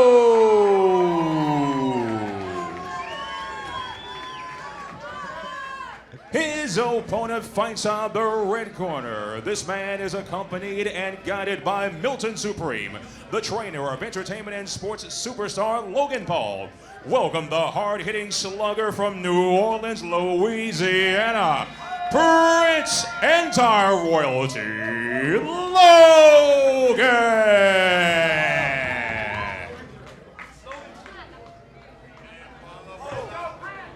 face.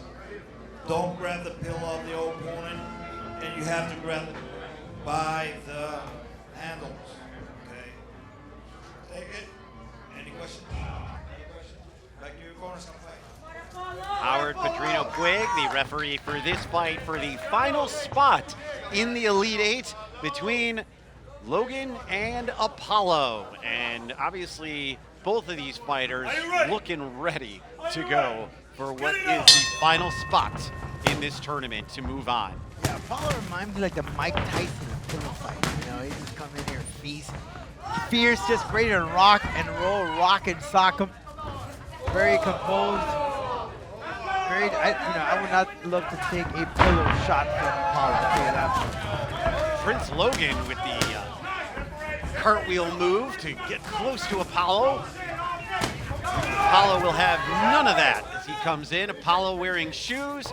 Logan going barefoot, as we've seen multiple times tonight. Some fighters deciding to wear shoes, others deciding to just go barefoot, pending their preference, Rodolfo, as you had pointed out earlier. And it's interesting because Apollo is a jiu-jitsu practitioner, and they fight or compete barefoot. But in this case, he decided to go with these shoes.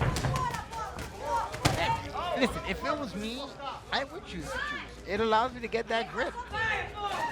You don't want to have an ankle injury. Absolutely. You know, you want to protect your ankles, so you get a better grip. Plus, if you're swinging full force with that thing, you want to have a good, stable, plant your foot.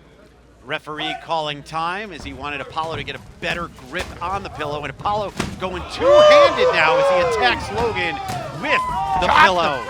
He chopped him, Apollo. Again, he's chopping around like he's chopping down a tree.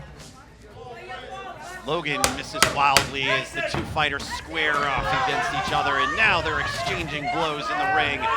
Center of the ring, just back and forth for these two fighters as the first round ends. I'm working my college in this morning, so I'm a little, I feel like a tin man right now. Understood. The second round begins, and both fighters not wasting any time, going blow for blow in the second round and fighting back and forth. Logan squaring up Apollo. Apollo ducks out one, and Logan goes down, but that is not considered a knockout, actually. The official says no, so Logan gets back up and starts fighting again. Looks like he lost his footing a little bit there. Yeah, no siree. Man, Apollo has to have one of the best defenses I've seen so far. Just bobbing and weaving. Apollo 360 and smashes down, and then throw down. Yeah, with it's like pillow. a chop. Oh, look at that bobbing and weaving. That's that rope-a-dope. Beautifully executed by Apollo. And Apollo using we got two smacked there, hands though. on that pillow. He's trying look to at bob that. and weave, but Logan now coming back and forcing some punches as Apollo has the pillow overhead and goes with the overhead smash on Logan. Both of them going back and forth, exchanging punches with the pillows. Referee calling time, separates them, and now we are back to action.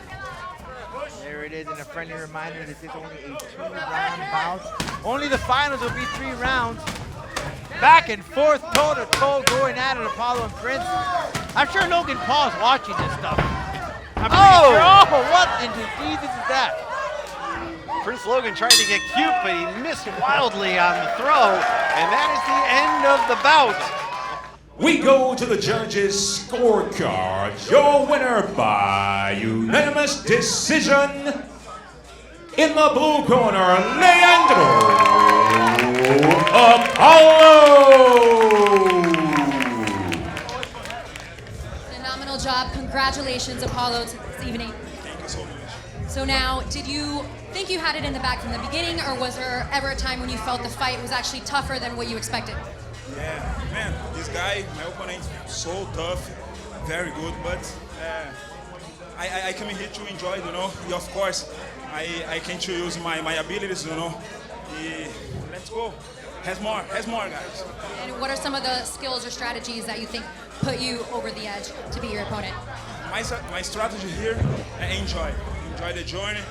If I win, it's a consequence, you know. Of course, my goals, is 5,000, you know. Let's go. And if you win the 5,000, what are you going to do with it? I'm gonna train so much during the night. I invite someone. All right, everyone, give it up once again for Apollo. Congratulations. And now we're going to go to our commentators. We're going to talk about the brackets. Someone get Apollo's number. We need to. He said he had an open He's going to have a big party. So the Elite Eight is set, Rodolfo. We have the 8 fighters that have moved on to the next round. Let's just briefly talk about each one. So we have Perez and Newsom going on in the second round. Bramaj and Guillotard as well going head-to-head. Tillman and Apollo. Estrada and Jenkins as well.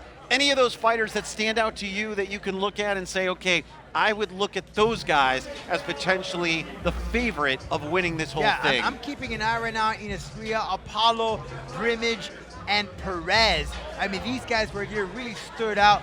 But hey, we're still in the tournament. There's $5,000 in the line. Anything can happen. This is Pillow Fight Championship. Enough of the talking. Let's get ready to go. We still have more fights. Fight fans, we have reached the men's Elite Eight. We are set for 2 hard-hitting rounds of Pillow Fight Tournament Championship action. Introducing first the man fighting out of the blue corner, a Thai boxer, a Brazilian Jiu-Jitsu practitioner, a former UFC competitor, also an LFA and Thunder Fight champion. From Sao Paulo, Brazil, Marcus the Joker Perez. His opponent fights out of the red corner, a boxer, MMA fighter, grappler, and kickboxing practitioner. He fights out of Tamarack, Florida. Welcome, Chocolate Thunder, Reggie Newsom.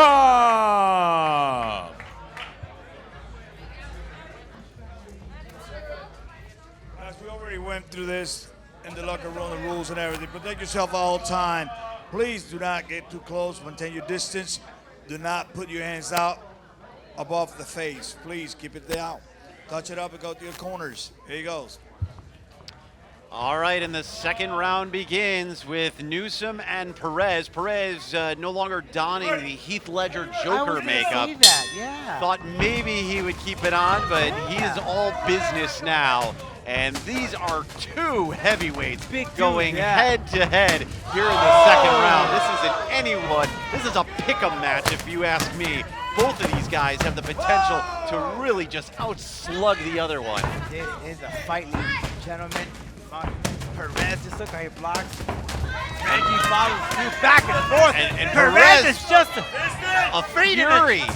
flurry of punches with the pillow, and he backs down after Newsom decides to come back out. It's like a locomotive. You can't stop this guy. Just back and forth. I've seen some of that training that they've done, and it just blows after blow after blow. You just sit there and take it. Perez shaking his head, saying, doesn't worry me at all. Now, it seems like Newsom's pillow ripped, so he's going to have to get a new pillow. He's going with the pink, and Newsom doesn't seem too thrilled about that. That he has to use a pink-colored pillow. Come on, it's okay for men to use pink. Nothing wrong with that. I wear some pink shirts. It's cool, man. So the fight continues, and the 2 just going back and forth, just throwing haymakers at each other. Perez and Newsom not really putting up much defense right here. It's all about throwing some offensive pillow shots at each other, and it is absolutely working for both of them at the moment. Yeah, this fight kind of reminds me a little bit, if you're a combat sports fan, Don Fry versus Yoshihiro Takayama, when they just went back and forth and beating the heck out of each other. And they are coming close to around us, Rodolfo. It is coming right off the ropes. But both of them going head-to-head, continuing to just throw body shots at each other. It is just not letting up. Back and forth they go as Newsom up against the ropes and the bell rings. And you can tell they are talking to each other. There is no love lost between these 2, and they are jarring at each other, not even going back to the ropes right now. There's some serious things that are going on right now in this ring. You can tell Newsom is just zoned in on each other, and they are absolutely attacking each other here in this final round. Both of these men are absolute giants. I would not want to mess with either one of them. The referee Referee Puig is trying to get out of the way, and he even realizes these two guys have a score to settle with each other. And right now, he breaks them up, and they are going back at it with each other, going head-to-head.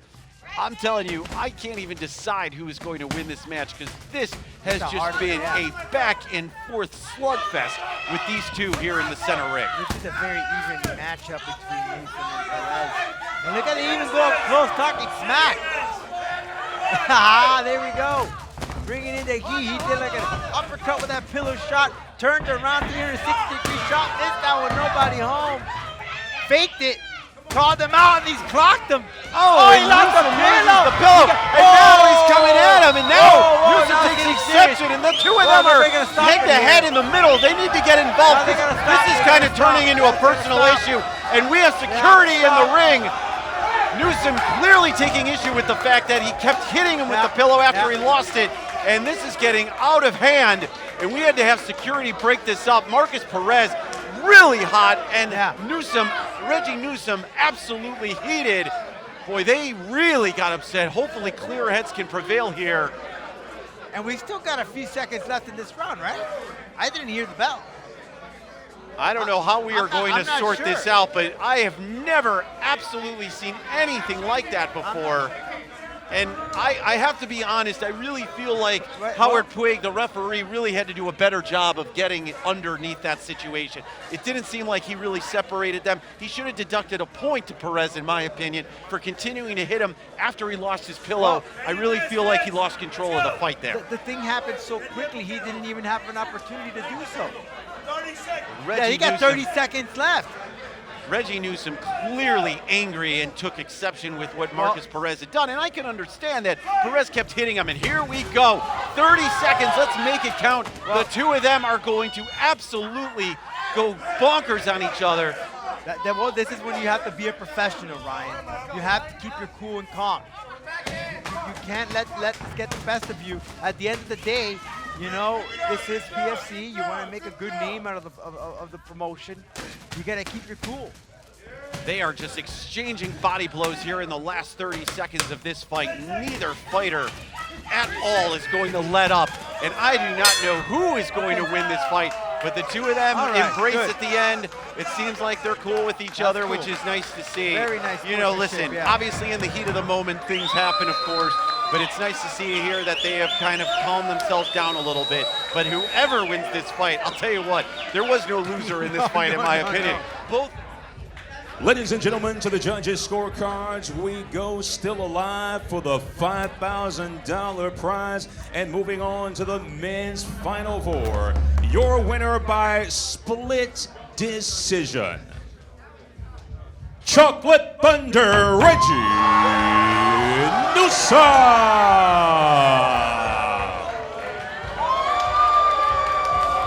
That could have gone either way, in my opinion, Rodolfo. Yeah, and you know what, too, Ryan? There's a lot of heat here. There's $5,000 on the line, man. Congratulations once again. Things got a little crazy out there. You guys lost the pillows for a minute. What happened out there? Honestly, like we tell people all the time, yeah, it's pillow fighting, but you have some real serious fighters in here, and sometimes it gets emotional. You know, I won the fight, but as a fighter, as a martial artist, as a veteran, disappointed that I lost my cool like that. So while I got the win, I really felt like I lost. So, you know, it is what it is. Okay, well, that's great that you're reflecting now and that you were able to channel that energy into winning. So congratulations. And if you win the $5,000, what are you going to do with it? I'm going to do something. All right, well, you're one step closer to it. Once again, congratulations. Let's go to Mike Markham, who is in the ring with the announcement for the next fight. Ladies and gentlemen, we are set for action. 2 hard-hitting rounds on tap. PFC action for a berth in the men's final four. Introducing first, the man fighting out of the blue corner, a veteran of the PFC, a boxer, Kendall practitioner, fighting out of New York, Tyrell Jenkins.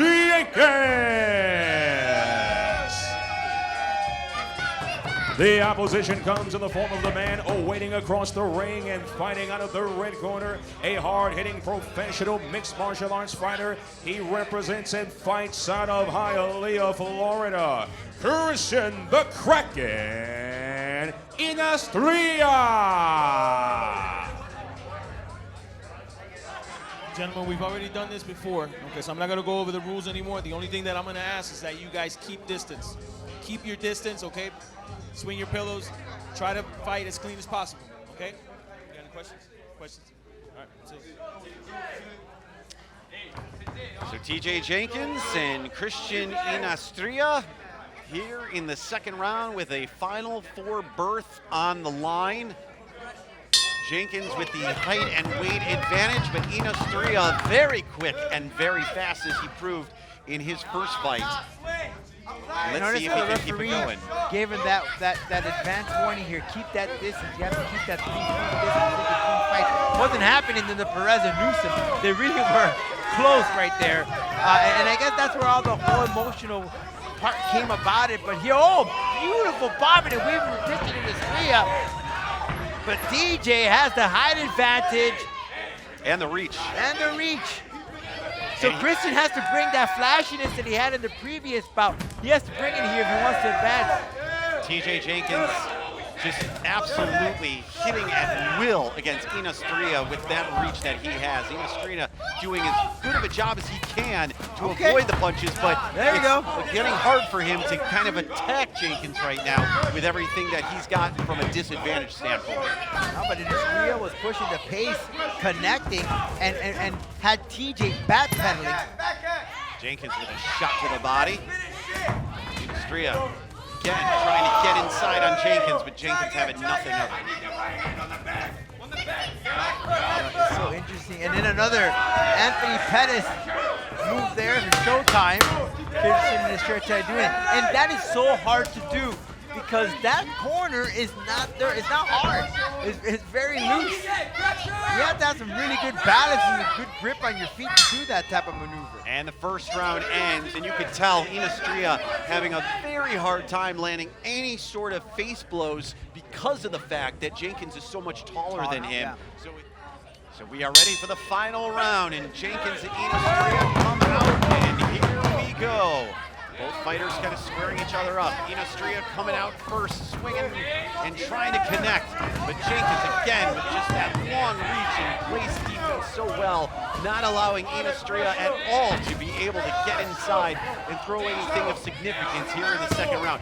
Jenkins with a big hit to the body and to the head. And again with another one as Inastria tries to back him away with another hit of his own. The Kraken trying to crack TJ's head with that pillow, but it's kind of difficult here. TJ, of course, with the reach and the height advantage. Jenkins with a big backhand hit, and Inastria, as much as he's bobbing and weaving as best he can, it is just hard to avoid what Jenkins is giving him back. It's just hard to catch. And TJ is a very athletic person. He has a lot of gas in the tank. He's not going to stop.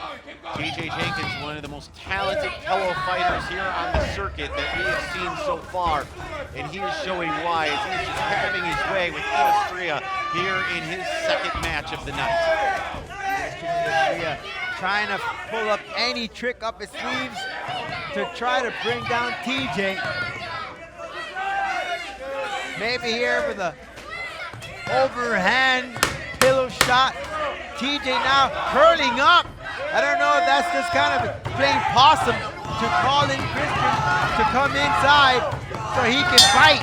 And that is going to do it as we just finish up. To the judges' scorecards, we go to see who advances to the men's semifinal round, a spot in the Final Four. Ladies and gentlemen, your winner by split decision. In the blue corner, Tyrell Jenkins.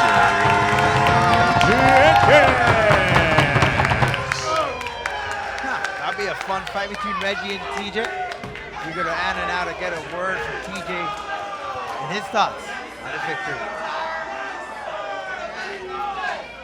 Fantastic job tonight. All your fans are here for you.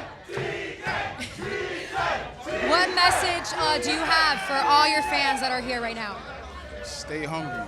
Stay hungry. Keep being hungry. Keep being positive. Let's talk about the strategy you used with this opponent versus your first opponent. I wanted his head, to be honest with you. That's pretty much it. Right. Well, there you go. One step closer to winning the $5,000 tonight. Congrats once again. Just 2 more spots remaining now as we move on to the next fight. It's Holly Tillman and Lando Apollo. So we're going to get Newsom versus Brimage. Jenkins, as we saw, he advances. But then we're going to get right now Tillman and Apollo to see who will get in the semifinals. So by forfeit, Brimage automatically proceeds to the semifinals. And now we're just going to find out who is going to meet Jenkins, whether it be Tillman or Apollo.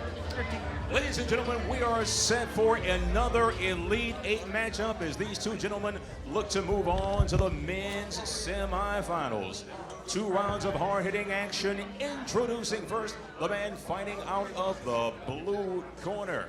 One of the most feared athletes in pillow pugilism, a kung fu specialist.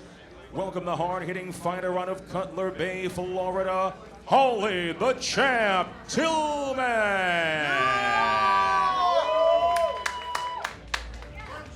His opponent, an exceptional athlete. He fights out of Brazil.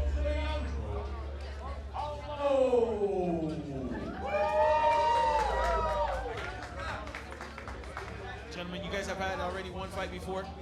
I let him know, I'm gonna let you know as well. We have to grab the pillow by the handles, okay? That's the rules. I'm not making it up. You guys need to grab it by the handles. The other thing is spacing. You have to maintain space, all right? Outside of that, you got any questions? You got any questions? All right, let's box.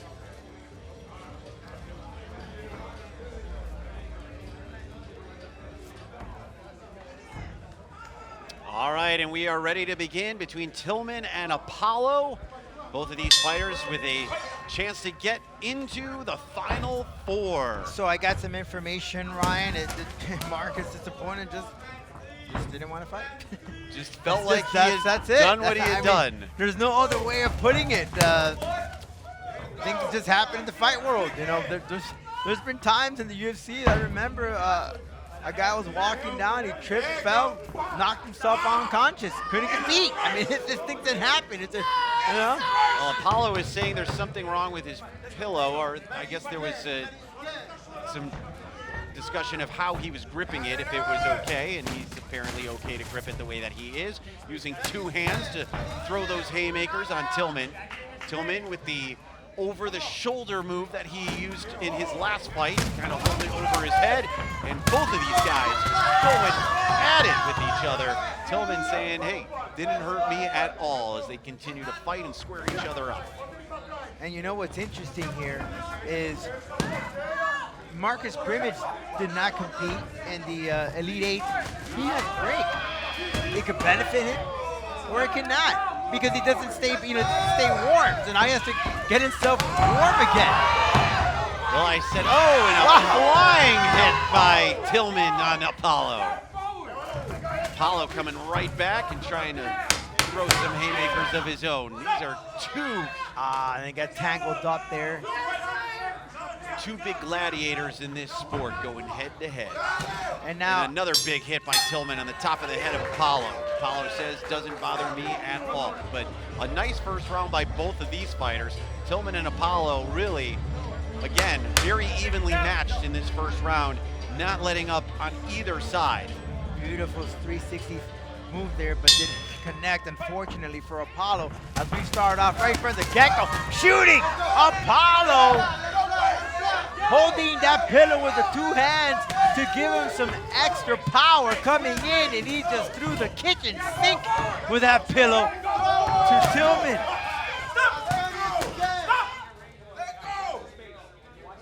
Referee stopping the fight for a moment. Now they continue. And look at keep Tillman. saying- See how he has that hand up, blocking with the elbow?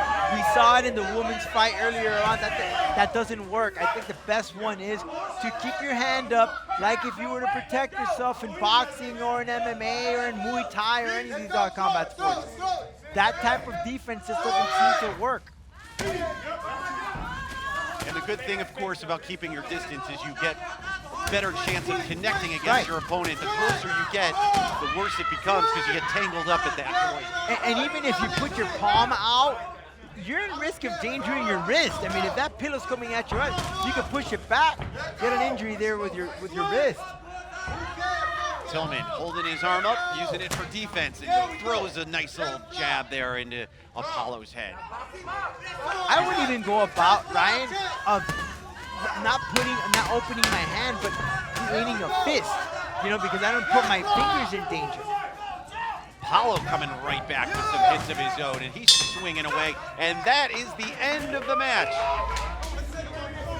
Ladies and gentlemen, advancing to the men's semifinals, your winner by unanimous decision in the blue corner, Holly the Champ, Tillman.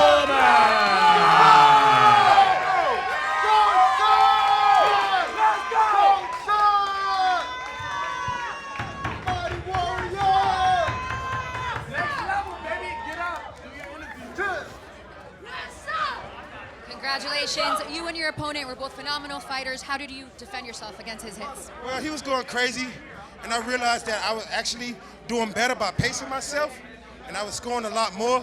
This is for my karate kids. I just opened up a school 2 days ago, and we're going to get equipment. We're going to get new gear, everything we need. Congratulations again. Everyone give it up for him one more time. So Holly Tillman moves on to the Final Four, and the Final Four bracket is set now for the men's side. And there you can take a look at now the women's side as we once again will go over this bracket. Of course, as we mentioned before, we have Kendall Volker taking on Karina Dam on one side, and then Estella Nunez going up against Mariah Hall on the other side, and the winners will meet in the championship round. And coming to the ring is Kendall Volker. She will fight first with Karina Dam for a chance to place in that final match. But again, a final reminder, or friendly reminder, this is a 2-round bout. The finals will be 3 rounds. Kendall Volker with a chance to advance here against Nunez, who, of course, as you mentioned, a very not only disciplined, but Ladies and gentlemen, we are set for women's semi-final action. 2 rounds to see who advances to our championship bout. Introducing first, the woman fighting out of the blue corner. A mixed martial artist and Kung Tao specialist, also a Brazilian Jiu-Jitsu practitioner, fighting out of Boca Raton, Florida, Kendall Scarface Volker.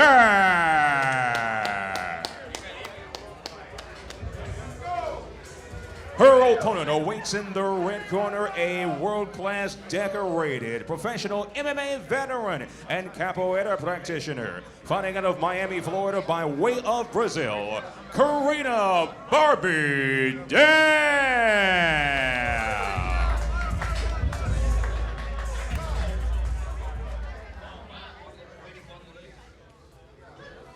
Protect yourself all the time. You already know the rules. Do you have any question? If you have any question, please keep yourself in distance. You can fight, okay? Cut to your corner. You want to touch it? Good. So just 4 fighters are left on the women's and men's side. This is the first fight of the Final Four on the women's side,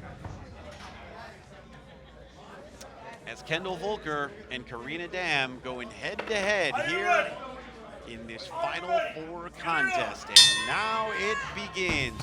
As you mentioned, Rodolfo, Volker with the height advantage and the reach advantage, and she is taking advantage of that for sure right away here in the first round. But Dam not even remotely going to give her any chance to try and get inside as she is battling her way as best she can to defend herself off the ropes.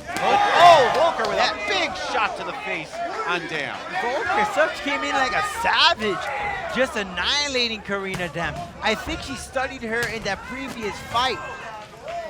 Volker, from what I've seen, the strategy is just to continue to hit to get Dam tired. Volker goes down. She can't swing when she's on the knee. She knows better. She's a mixed martial artist. She knows that. Not a knockout, so Volker gets up, and they will continue fighting as Volker comes back swinging and very aggressively and has Dam in a corner, and Dam able to fight her way out of the corner and trying her best to push back, but Volker with another big shot to her face, and Dam just trying her best to play defense and at least try to find a way to get inside on Volker. You know, one thing I've noticed, Ryan, is every time they're taking the shots, they gotta treat this like when you're throwing a punch or a kick. You gotta release the breath. You can't just start swinging and hold your breath. It's gonna help you with your endurance and the cardio in there. Both these fighters have one more round to give themselves an opportunity to advance with a stake to play and fight in the championship round. And Volker again coming out with some tenacity, and Dam not giving her any satisfaction of trying to get back inside, and Dam fighting her way as best she can, but Volker just continues to assassin Dam and hitting her with every single shot she has. Volker's completely hitting in the chin? I don't... Oh, okay, it seems like Volker was complaining that Karina was slapping her or hitting her with her hand. See how it's hard to tell because it's so fast paced, but it seems that's what Volker was pointing to the referee, saying that she got hit. See how Dam was putting out her hand? So Volker was just walking into it. I mean, you can really sneak in a little tap there to the chin. Now it looks like Volker's starting to slow down a little bit. Yeah. Seems like she's starting to try and find her breath, but she looks gassed right now, and she's doing her best because she came out with a flurry in this round, and Dam's got to take advantage now because this is going to be her chance if she's going to advance to the finals. Well, again, take a deep breath. Every shot that you take, breathe in, breathe out. It's almost like yoga. That's why Brimage has the advantage. He knows the breathing exercises. That's right. That's right. The two ladies going back and forth, exchanging blows. Volker now backing off a little bit. You can tell she's definitely tired. And look at Howard Puig here, Padrino telling him, let's go, let's fight, bring it. And that ends the match. Let's see if that's enough for Volker to move on to the finals. Dam seems to think that she won the match. Dam might have taken that round, but let's see what the judges ultimately decide. Let's see what the final result is. It's Mike Markham, it appears, has the final tally and the results of this semifinal match. Ladies and gentlemen, we go to the judges' scorecards, advancing to the Women's Championship Final. Your winner, in the blue corner, Kendall Volker.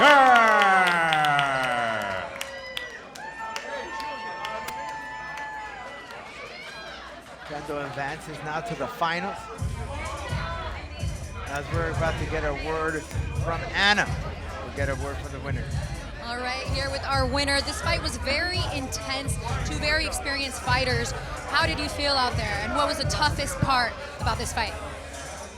I think timing the shots is what I really need to work on, and also when I disengage, I need to relax. I'm very tense, so I need to relax a little bit more. So you're going to use those skills for the next time you so on. Congratulations. Have you? What do you think about your opponents? Have you been looking out? Wow, no, I haven't really been looking out. It's a surprise every time I step into the ring, but I don't care. Different face, same objective, win. All right, once again, congratulations to our winner. Thank you very much. Here's the bracket really quick. So we see that Volker moves on to the championship round. Who will advance and who will she face in the finals? Will it be Hall or Nunez? That will be determined right now as we introduce the two fighters here in the first round. Ladies and gentlemen, we are set for action in the semifinal round of the women's bracket. 2 rounds to see who moves to our championship final. Introducing first, the woman fighting out of the blue corner. A former UFC fighter representing American Top Team and 2-time Muay Thai World Champion from Sao Paulo, Brazil, Estella Nunez.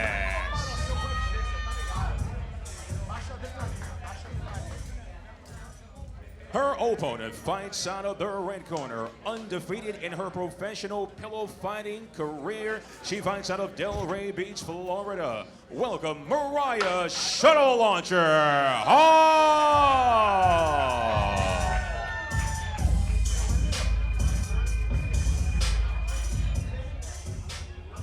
Protect yourself at all time. Do not grab the bag. Okay?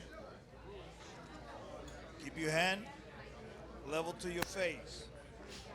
Any question? Pregunta. Question. Up, back to the corner. Touch him up. So Mariah Hall undefeated in pillow fighting. How will this match shape up? Will her streak finally come to an end against Estella Nunez, who obviously is an extremely successful fighter in her own right? And let us start as Hall comes out and doesn't take any time to just start swinging away. Nunez with a backhanded shot to Hall as well. Oh, these two fighters really want to get to the championship. They are not wasting any time, Rodolfo. And Mariah not fazed by the fact that Nunez is a professional fighter, using that distance the same way that she did in her previous fight. I'm surprised, man. I mean, she's duking it out with a pro in there. Mariah Hall's not fazed. She's looking at her. Mariah Hall just zeroing in on Nunez, not taking anything as she circles around the ring, and the two ladies just continuing Look at that to distance, kind of Ryan. see each other. Look at that distance. I think she's one of the fighters that has played it the best. Men and women. She knows how to play that distance, that 3 feet distance. And she knows when to strike and move out.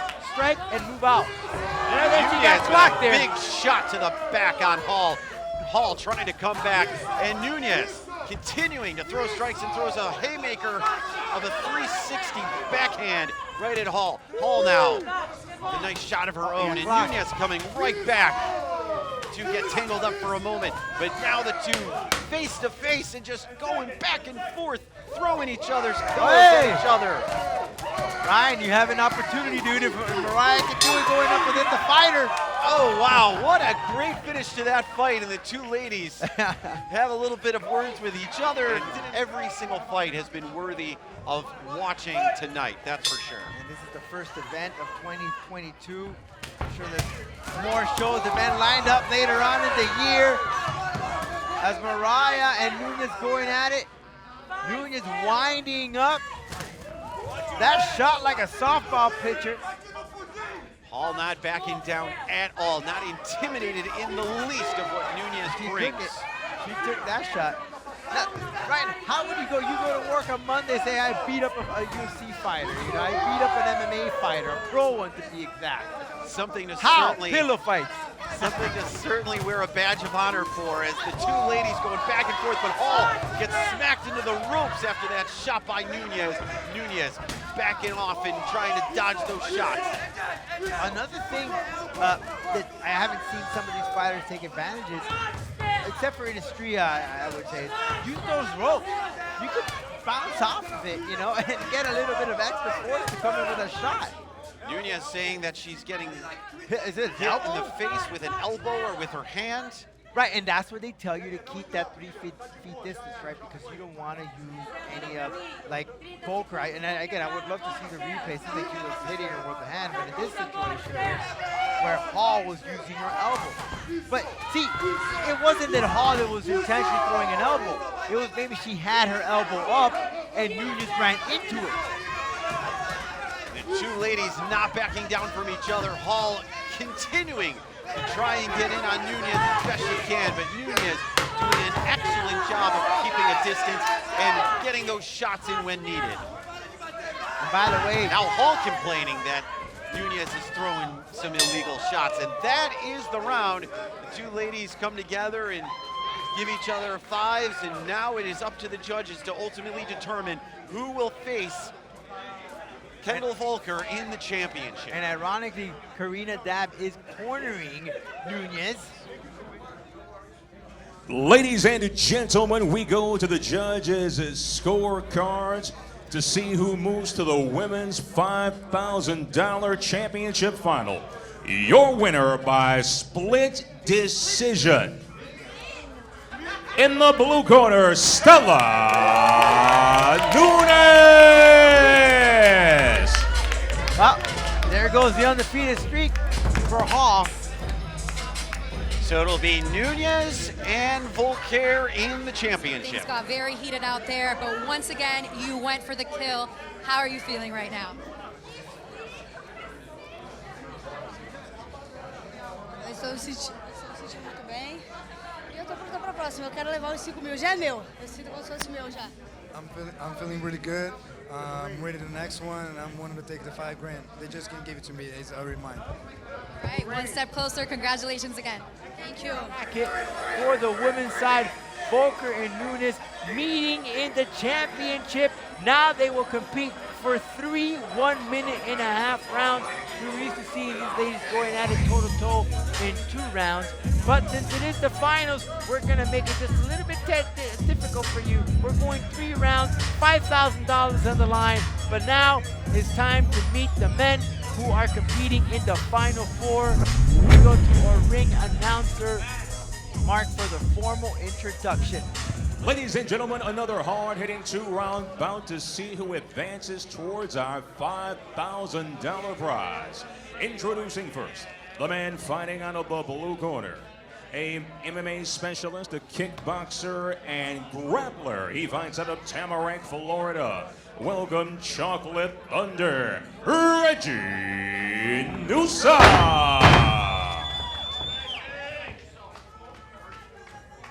His opponent, a bare-knuckle fighter and hard-hitting former UFC featherweight competitor, fighting out of Pompano Beach, Florida, the Yoga Ninja, Marcus Brimage.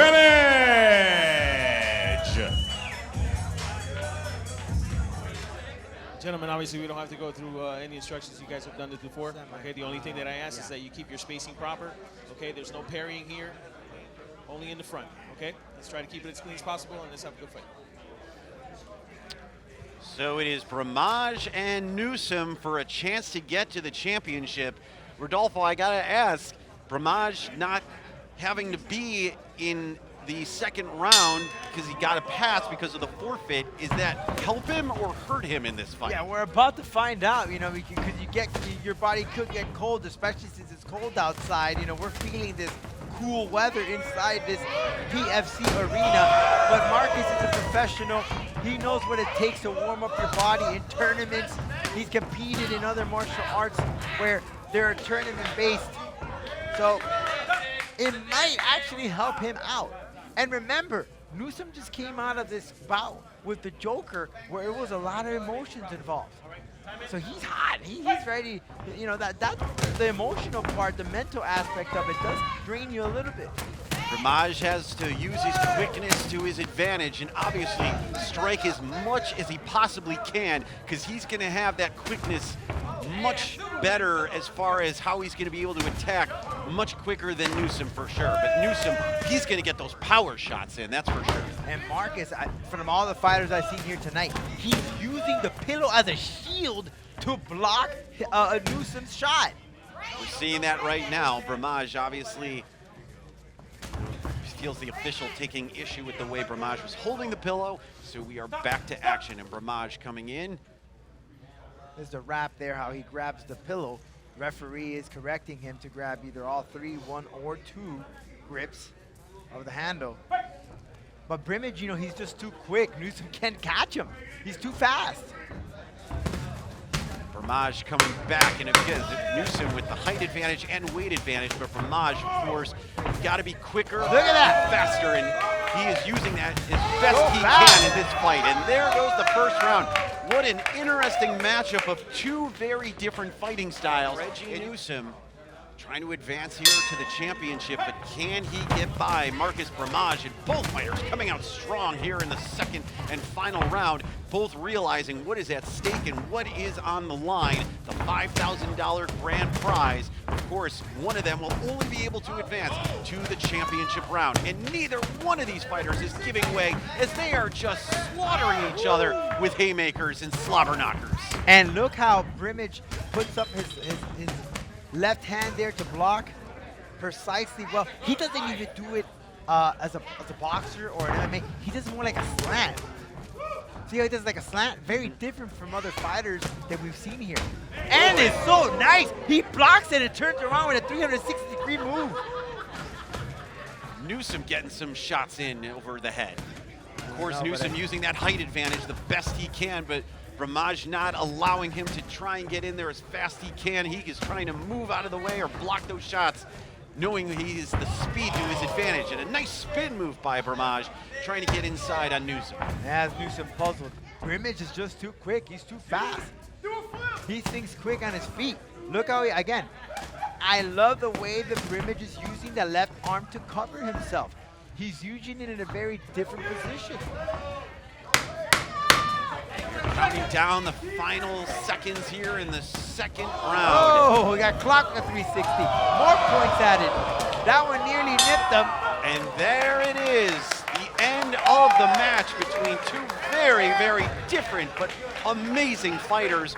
And let's see what the judges think. Of course, what is at stake? A berth in the finals of the PFC and $5,000 to boot.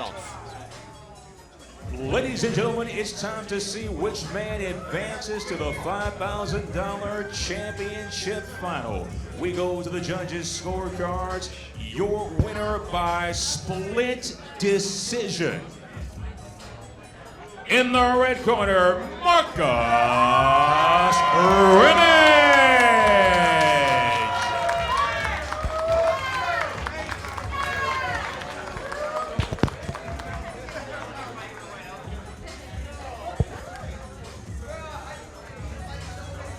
Congratulations, great fight tonight. You're one step closer to the finish line. What are you going to do to ensure that you win the fight 5K tonight? Just take my time, recover myself, using my yoga and my breath work to get myself back to my base level so I can come out here and put on another performance for you guys. Right, awesome performances tonight. Congrats again. Everyone, give it up one more time for our winner. As we see here, Marcus Bramage moving on to the championship round. Now it's just a matter of either Jenkins or Tillman being able to move on. Both of these fighters have similar fighting styles, so it'll be interesting to see who is able to take advantage of who in this spot. But Marcus Bramage, who obviously used his height to his We are advantage. set for hard-hitting semifinal action back here inside the PFC ring. Introducing the man fighting out of the blue corner. Please welcome a veteran of pillow fighting championship action. He fights out of New York, New York, Tyrell TJ Jenkins.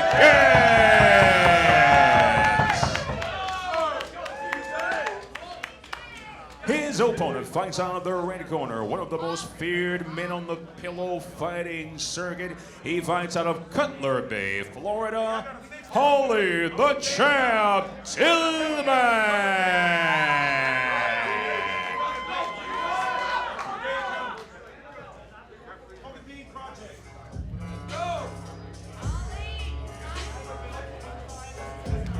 Gentlemen, we know the rules. Okay, let's try to see if we can respect our space. All right, make sure that you guys don't parry here. We parry in front. Outside of that, try to keep it as clean as possible. Any questions? Any questions? All right, let's fight. All right, so here we go. Tillman and Jenkins for a spot in the finals against Marcus Bramage. And let us see how this one plays out. Both of these fighters certainly capable of winning the whole thing. One of them will be eliminated here in this fight as Tillman comes out first, throwing a few pillow shots. Continues as Jenkins playing defense. Now Jenkins tries to react. They're separated by the official. Tillman again. A shot to the head. Now Jenkins coming back, and he's firing away with some shots to the body. Jenkins again not giving up after he's seeing what Tillman is bringing. Swinging that pillow, and Tillman goes for the legs. Jenkins now on the backside, coming back, and they are just throwing haymakers at each other. Tillman now coming back with another shot to him, as Jenkins not letting up and giving in to what Tillman has to offer. Tillman again pulling the pillow over the shoulder as he just gets a nice shot in on Jenkins over the head shot there. Jenkins now trying to back in as these two fighters squaring up against each other. Now Jenkins is throwing some shots to the face. Yeah, and Tillman again, he has that elbow block there, as mentioned. Earlier on, he's been using it all this time around. Now he's smiling every time he gets hit. And if he hits his opponent, he calls him out and says, oh, that hurt, right? Jenkins not wasting any time. The two hug in the middle of the ring and go back to their respective corners. And TJ and Tillman now getting ready for this last second round of this bout. So Jenkins and Tillman coming out with a shot to get to the finals. Neither one of these fighters is going to back down from the other. Both of them are going to give it their all, and we are going to see absolute just swings in these final seconds of the round. That is for sure. They're going to be more aggressive. I remember seeing TJ a little bit more aggressive in his previous fight against Newsom, but of course, each fight, I'm sure, takes a little bit more out of the fighter. Big shot by Tillman there. Yeah, it was against Industria. But yeah, you're right. It does take a little bit of from you there. As Tillman continuing to shoot back on Jenkins.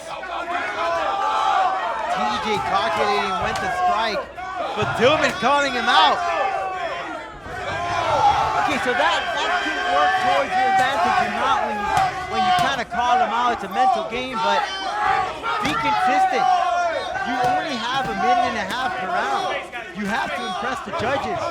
Jenkins really has to get inside here now if he's going to make an impact, like you said, to try and get to that championship, because it seems like Tillman is feeling more and more confident with each swing, knowing that he might be wrapping up this fight. And it is starting to look like Tillman is taking advantage of the situation and might have this fight wrapped up as he just continues to grin chin to chin and cheek to cheek, knowing that he might have Jenkins on the ropes here in this final round.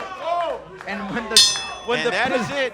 I gotta say, Rodolfo, it looks like Jenkins kind of saw the writing on the wall, and I think that Tillman is about to move on to the finals to face Marcus Bramage. Yeah. To the judges' scorecards, we go to see who advances to the men's $5,000 championship PFC Pound Down Final. Ladies and gentlemen, your winner by split decision. In the red corner, Holly Tillman. I'm sure his children, the ones he teaches, his son that lives in the PFC arena, they're excited because perhaps they could get some new material, some new working out equipment. So TJ Jenkins, his evening ends, and it'll be a final of Holly Tillman and Marcus Bramage for a chance at the 5,000. All right, you kept your eye on the prize the entire time. You have one fight left. Have you been watching your opponent? And what is going to be your strategy to win this $5,000? Strategy is to win this $5,000. Is those kids watching pay-per-view back home? Mighty Warriors Sensei, love you. Mighty Warriors on my chest. I carry it everywhere. I fight for you guys. And when somebody fight for you, y'all know what to say. You fight for them. All right. Congratulations. So Holly Tillman, he still has the dream of getting that money to put towards his karate school, and he might just have that opportunity coming up when he faces Marcus Bramage in the finals. So there you go. We started with 16. And now we are down to just 2 fighters, as now we have the women's final. This one between, of course, Kendall, Volker, and Estella Nunez for a chance to win $5,000. And let's see how this one plays out. Of course, again, Volker with the height advantage and the reach, but Nunez, such an experienced fighter as we've seen. She is one tough cookie, and she has shown it here tonight. Well, you heard it earlier on. Kendall realized I came in too stiff, I came in too hard. I need to be able to pose myself. She's gonna need it. She is fighting a professional fighter in Nunez. Who do you like in the fight, Rodolfo, if you had to handicap it? Let's just find out towards the end. I hate to make predictions. I'll just tell you this, someone's going home with $5,000. That I can tell you. Absolutely true. Let's go to Mike Markham to introduce the fighters. Ladies and gentlemen, we are set for 3 rounds of action. This is the Women's PFC Pound Down $5,000 Championship Final.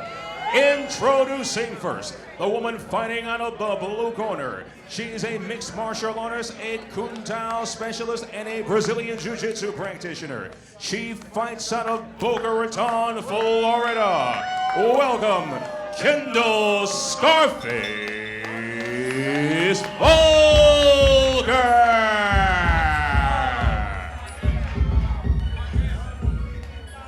Her opponent comes in the form of the woman awaiting across the PFC ring and fighting out of the red corner, a UFC competitor. She represents American Top Team. She is a 2-time Thai boxing world champion. Fighting out of Florida by way of Sao Paulo, Brazil, Estella Nunez.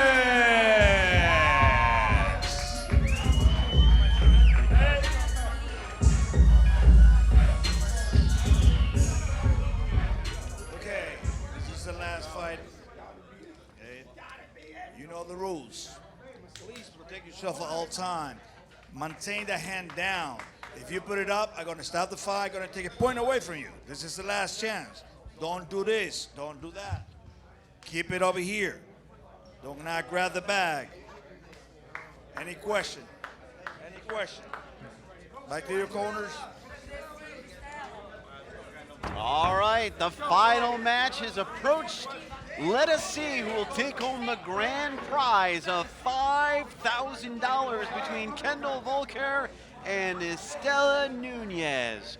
2 fighters that have different styles, and how will this play out, Rodolfo? We will find out in the next 3 rounds.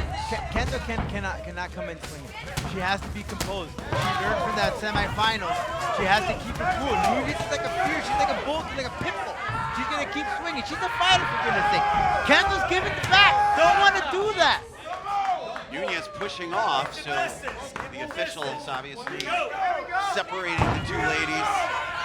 Remember, this is the final match, so this will go 3 rounds, unlike the other rounds that have been 2 up until this point. So we got 3 rounds, so it's really important, Rodolfo, I would imagine, for the women to really pace themselves as they go into 1 more round. Right, because now you got that extra minute and a half. Now you could kind of play it safe for a little bit, kind of test the waters, and then put the pedal to the metal in the 2nd and the 3rd round. Both ladies taking exception with the way, and Nunez with a 360 backhand, but slips back. Now Volker coming in. Kendall, she swung so hard and rocked Nunez. And they are just absolutely exchanging blows. Referee getting in the middle once again to separate them, but Volker coming right back with a 360. You see now how Padrino is mentioning to keep that on. Oh, and a big hit to the face by Nunez, and we felt that one here in the broadcast booth. I felt that. There's no earthquakes in Florida, but I feel the earth struggling right now. And you can feel Nunez regaining some of the composure, and her corner is fired up after that first round. Mixed martial artist. So here we go, round 2 has begun, and right off the bat, Nunez not wasting any time. She is going inside on Volker and not allowing her to get any good momentum at all. And Nunez just throwing it down. Volker just can't seem to get her sure to get any sort of insights on Nunez as she is ducking and diving every punch that Volker is throwing her way. Nunez is reading Kendall very well. She knows that Kendall's gas tank is running on low. So Nunez is pushing the pedal to the metal, striking as hard as she can and fast as she can to tire Kendall out. Nunez coming in strongly and just hitting those body shots. And Volker, who should be using her height to her advantage, just can't seem to really find any momentum against Nunez, who obviously has been able to duck and move so much quicker when Volker is trying to go inside on her. Just like that, Nunez again eluding the shots of Volker and then coming in strong on the body on Volker. And again, giving the back, that's just dangerous. You never want to do that. It almost seemed, there was a moment when they just looked at each other and Kendall, I don't know if it was just, a little mouse was running in the wheel, think what type of shot she was doing, but she's not the same. Kendall Volker looks tired. She looks absolutely gassed right now. Certainly it takes a lot out of you, and now they go back to their corners as that is the end of the second round. Very experienced fighter in Estella Nunez, who has fought very, very incredibly this evening in all of her fights, especially tonight against the bigger opponent in Volker. Well, the nearest gas station is kind of far away, so Kendall, I don't know, she better find that gas somehow, some way. And here we go, the final round, and Nunez going in strong, and both fighters not letting up, and Volker giving it all her she's got now. These fighters want it badly, and they are not going to give in to each other at all. All right, now bottom of the ninth, base is loaded. Someone has to go. 2 outs. You gotta swing hard. You gotta go for the Hail Mary. Nunez's corner is encouraging her to go inside on Volker. Volker still trying to find something down deep so she can at least try to hang in there and try to collect on the $5,000 and be crowned champion of this event. And they're gonna push the pace. Nunez feels she's confident. That's what she's not going too much into it. She's picking her strikes. She knows that Kendall's tired. Nunez See now how she's biding her flinching. time Look how she's with flinching. a body shot and comes in again. Volker trying to find ways to get inside on Nunez, but Nunez too quick for her. Look how she's flinching, Ryan, trying to throw her off. And at that point when you're so tired, you're gonna react. Or you might not react, because you're so tired to react. Volker swings wildly and misses. 10 seconds left. Nunez knows she's got to come in strong, so does Volker. Let's see if these two women in. Down goes Volker, but it doesn't appear to be a knockdown. No, it was not a knockdown. No, She and lost her Nunez footing. comes in. She lost her footing. So the fight ends, and at least to the corner, it looks like Nunez has won the fight. And here comes Mike Markham with the final results. Ladies and gentlemen, we have come to the end of our women's competition. Before we announce the decision, how about a large round of applause for these two warriors who have laid it all on the line tonight throughout the evening and put on quite the show for people watching around the world. We go to the judges' scorecards. Your winner by unanimous decision, the winner of the $5,000 prize, and now Women's PFC Pillow Fighting Champion. In the red corner, Estella Nunez.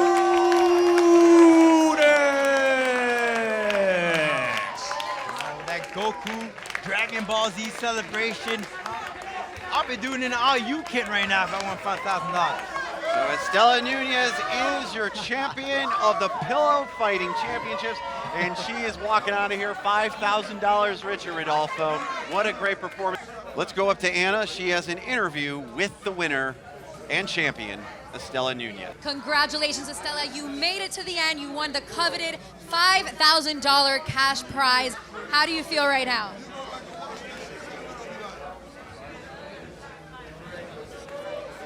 Eu tô bem, eu lutaria mais 5 rounds. E eu falei que eu ia matar todas elas e vim cumprir.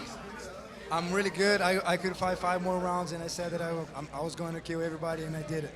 Wow, you sure did. You ladies showed just how much strength, power, athleticism is involved with professional pillow fighting and how it really is a tough sport. So congratulations. You can add that to your many championship wins. And what are you going to do with the $5,000?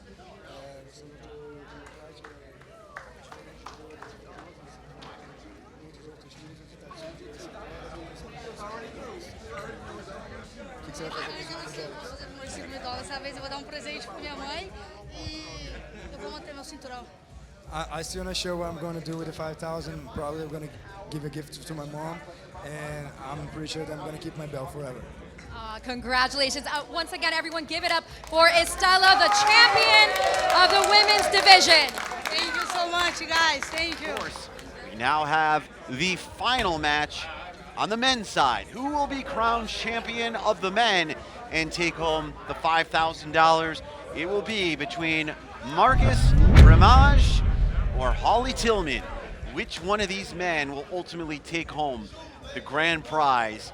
That is the question that is now just remaining as we finish up what has been an epic night, Rodolfo, of amazing fights here in Miami Lakes. Ladies and gentlemen, we are set for 3 explosive rounds. This is the men's PFC Pound Down $5,000 championship final.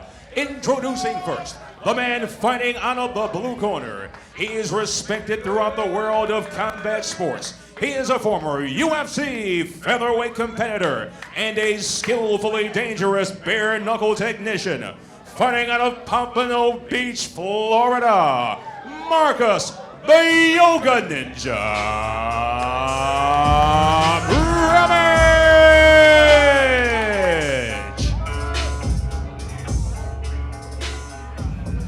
The opposition comes in the form of the man awaiting across the ring and fighting out of the red corner.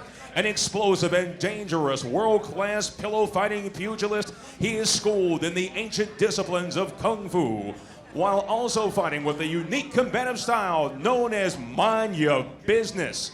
Fighting out of Cutler Bay, Florida, welcome, Holly the Champ Tillman!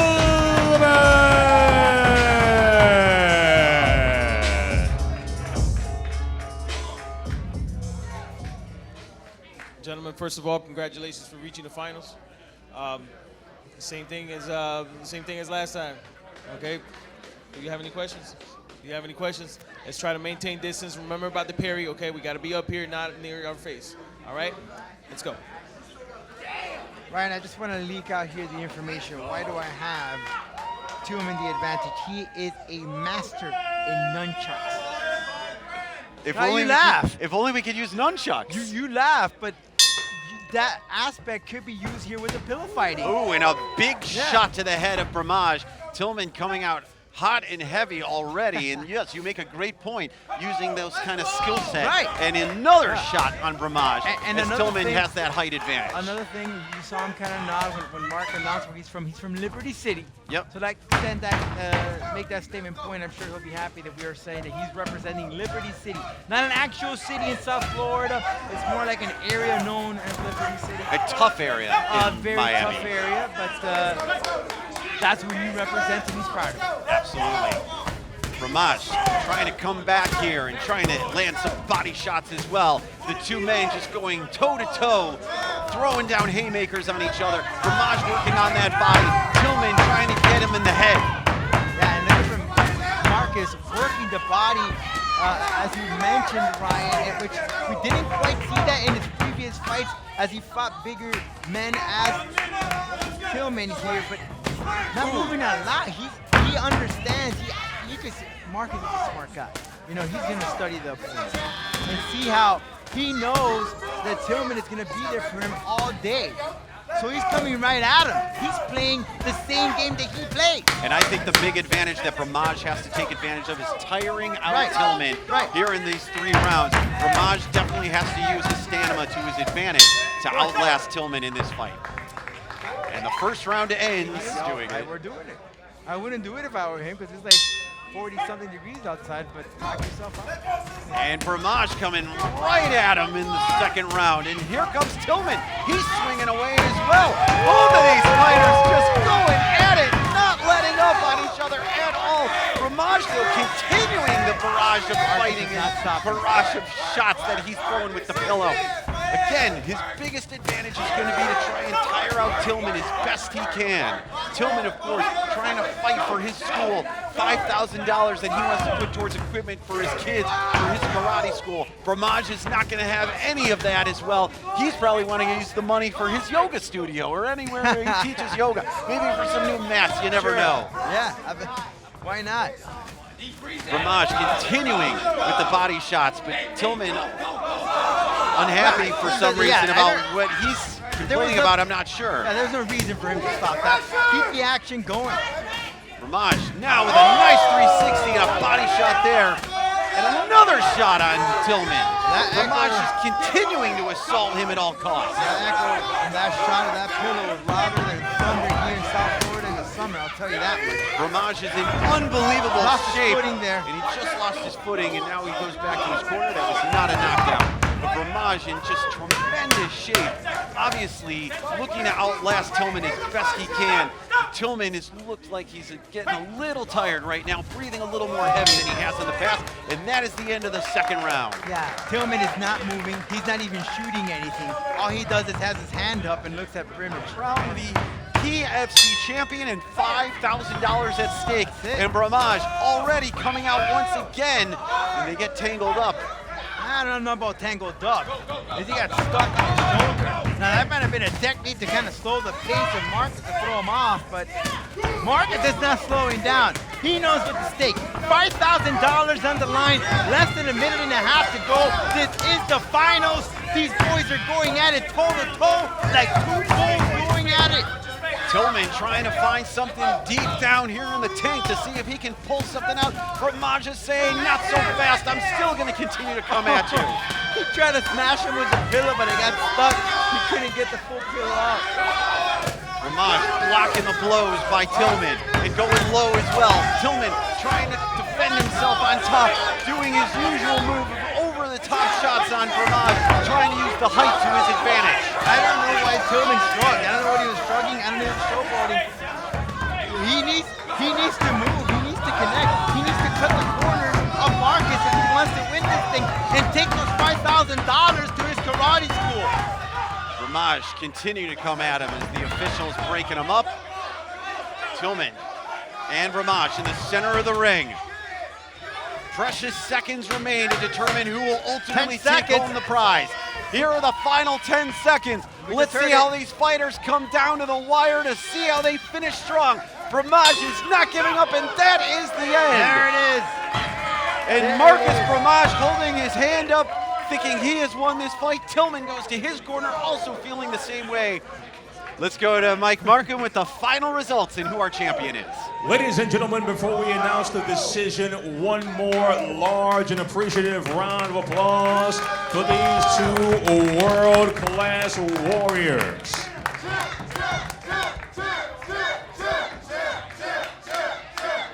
The winner by unanimous decision, claiming the $5,000 prize, and now, PFC Pound Down Champion in the red corner, Holy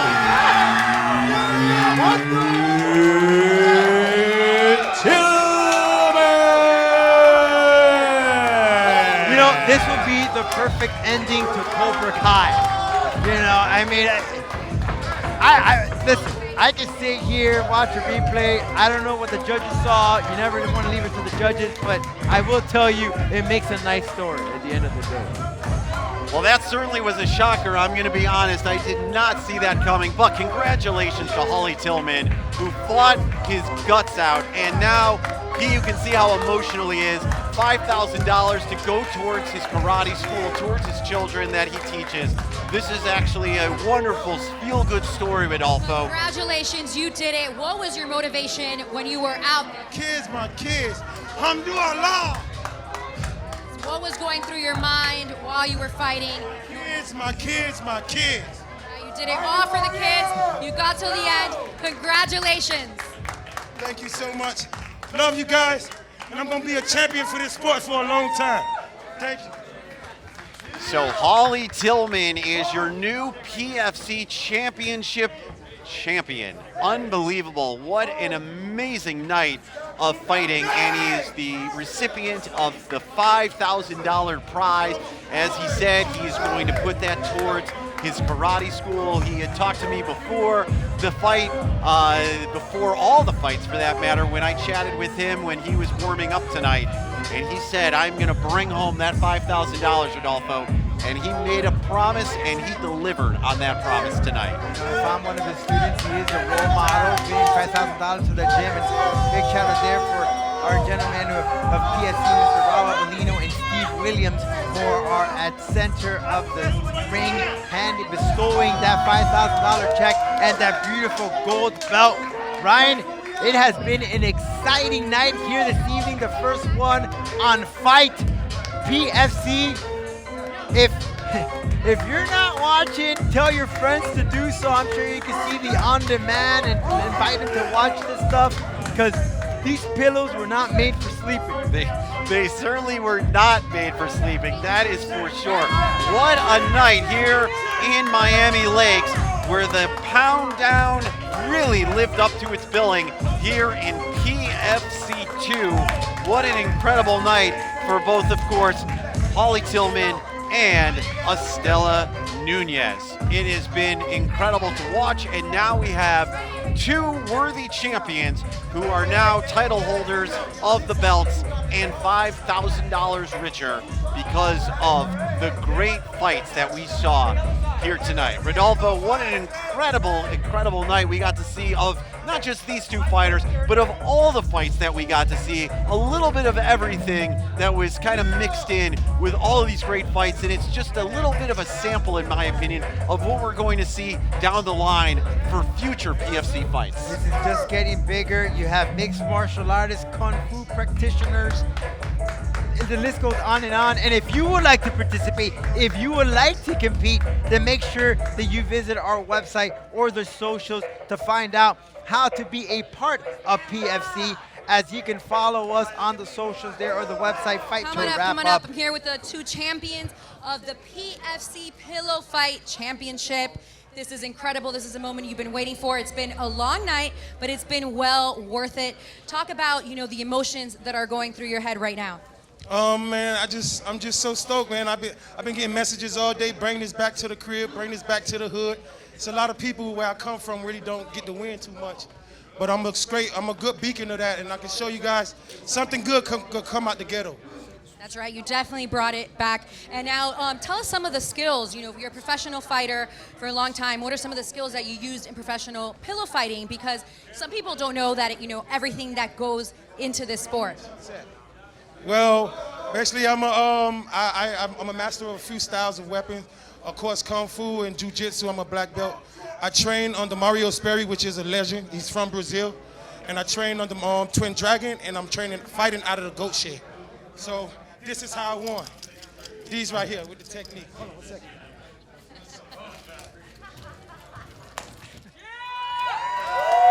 Eat your heart out, Michelangelo.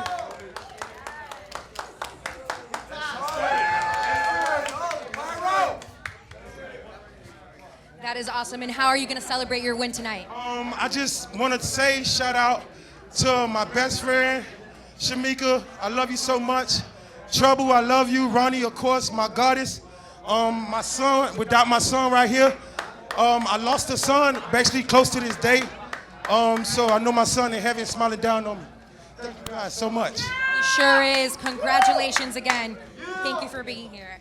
And now we are with our female champion right here. She's used to being a champion, but this is her first pillow fight championship. What emotions are going through your head right now?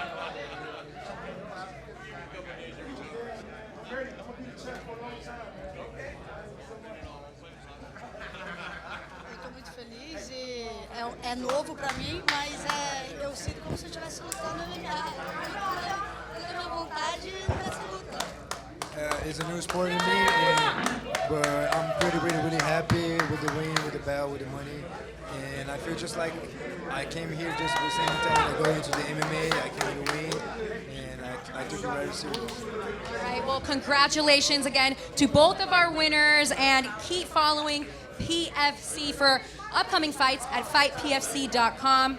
Congratulations. Once again, congratulations to Holly Tillman and Estella Nunez, your champions of the Pillow Fighting Championships. We want to thank the entire crew and everybody involved here tonight that could make this possible. We could not have done this broadcast without you, and of course the event. Rodolfo, it was a great pleasure to be with you tonight broadcasting this event.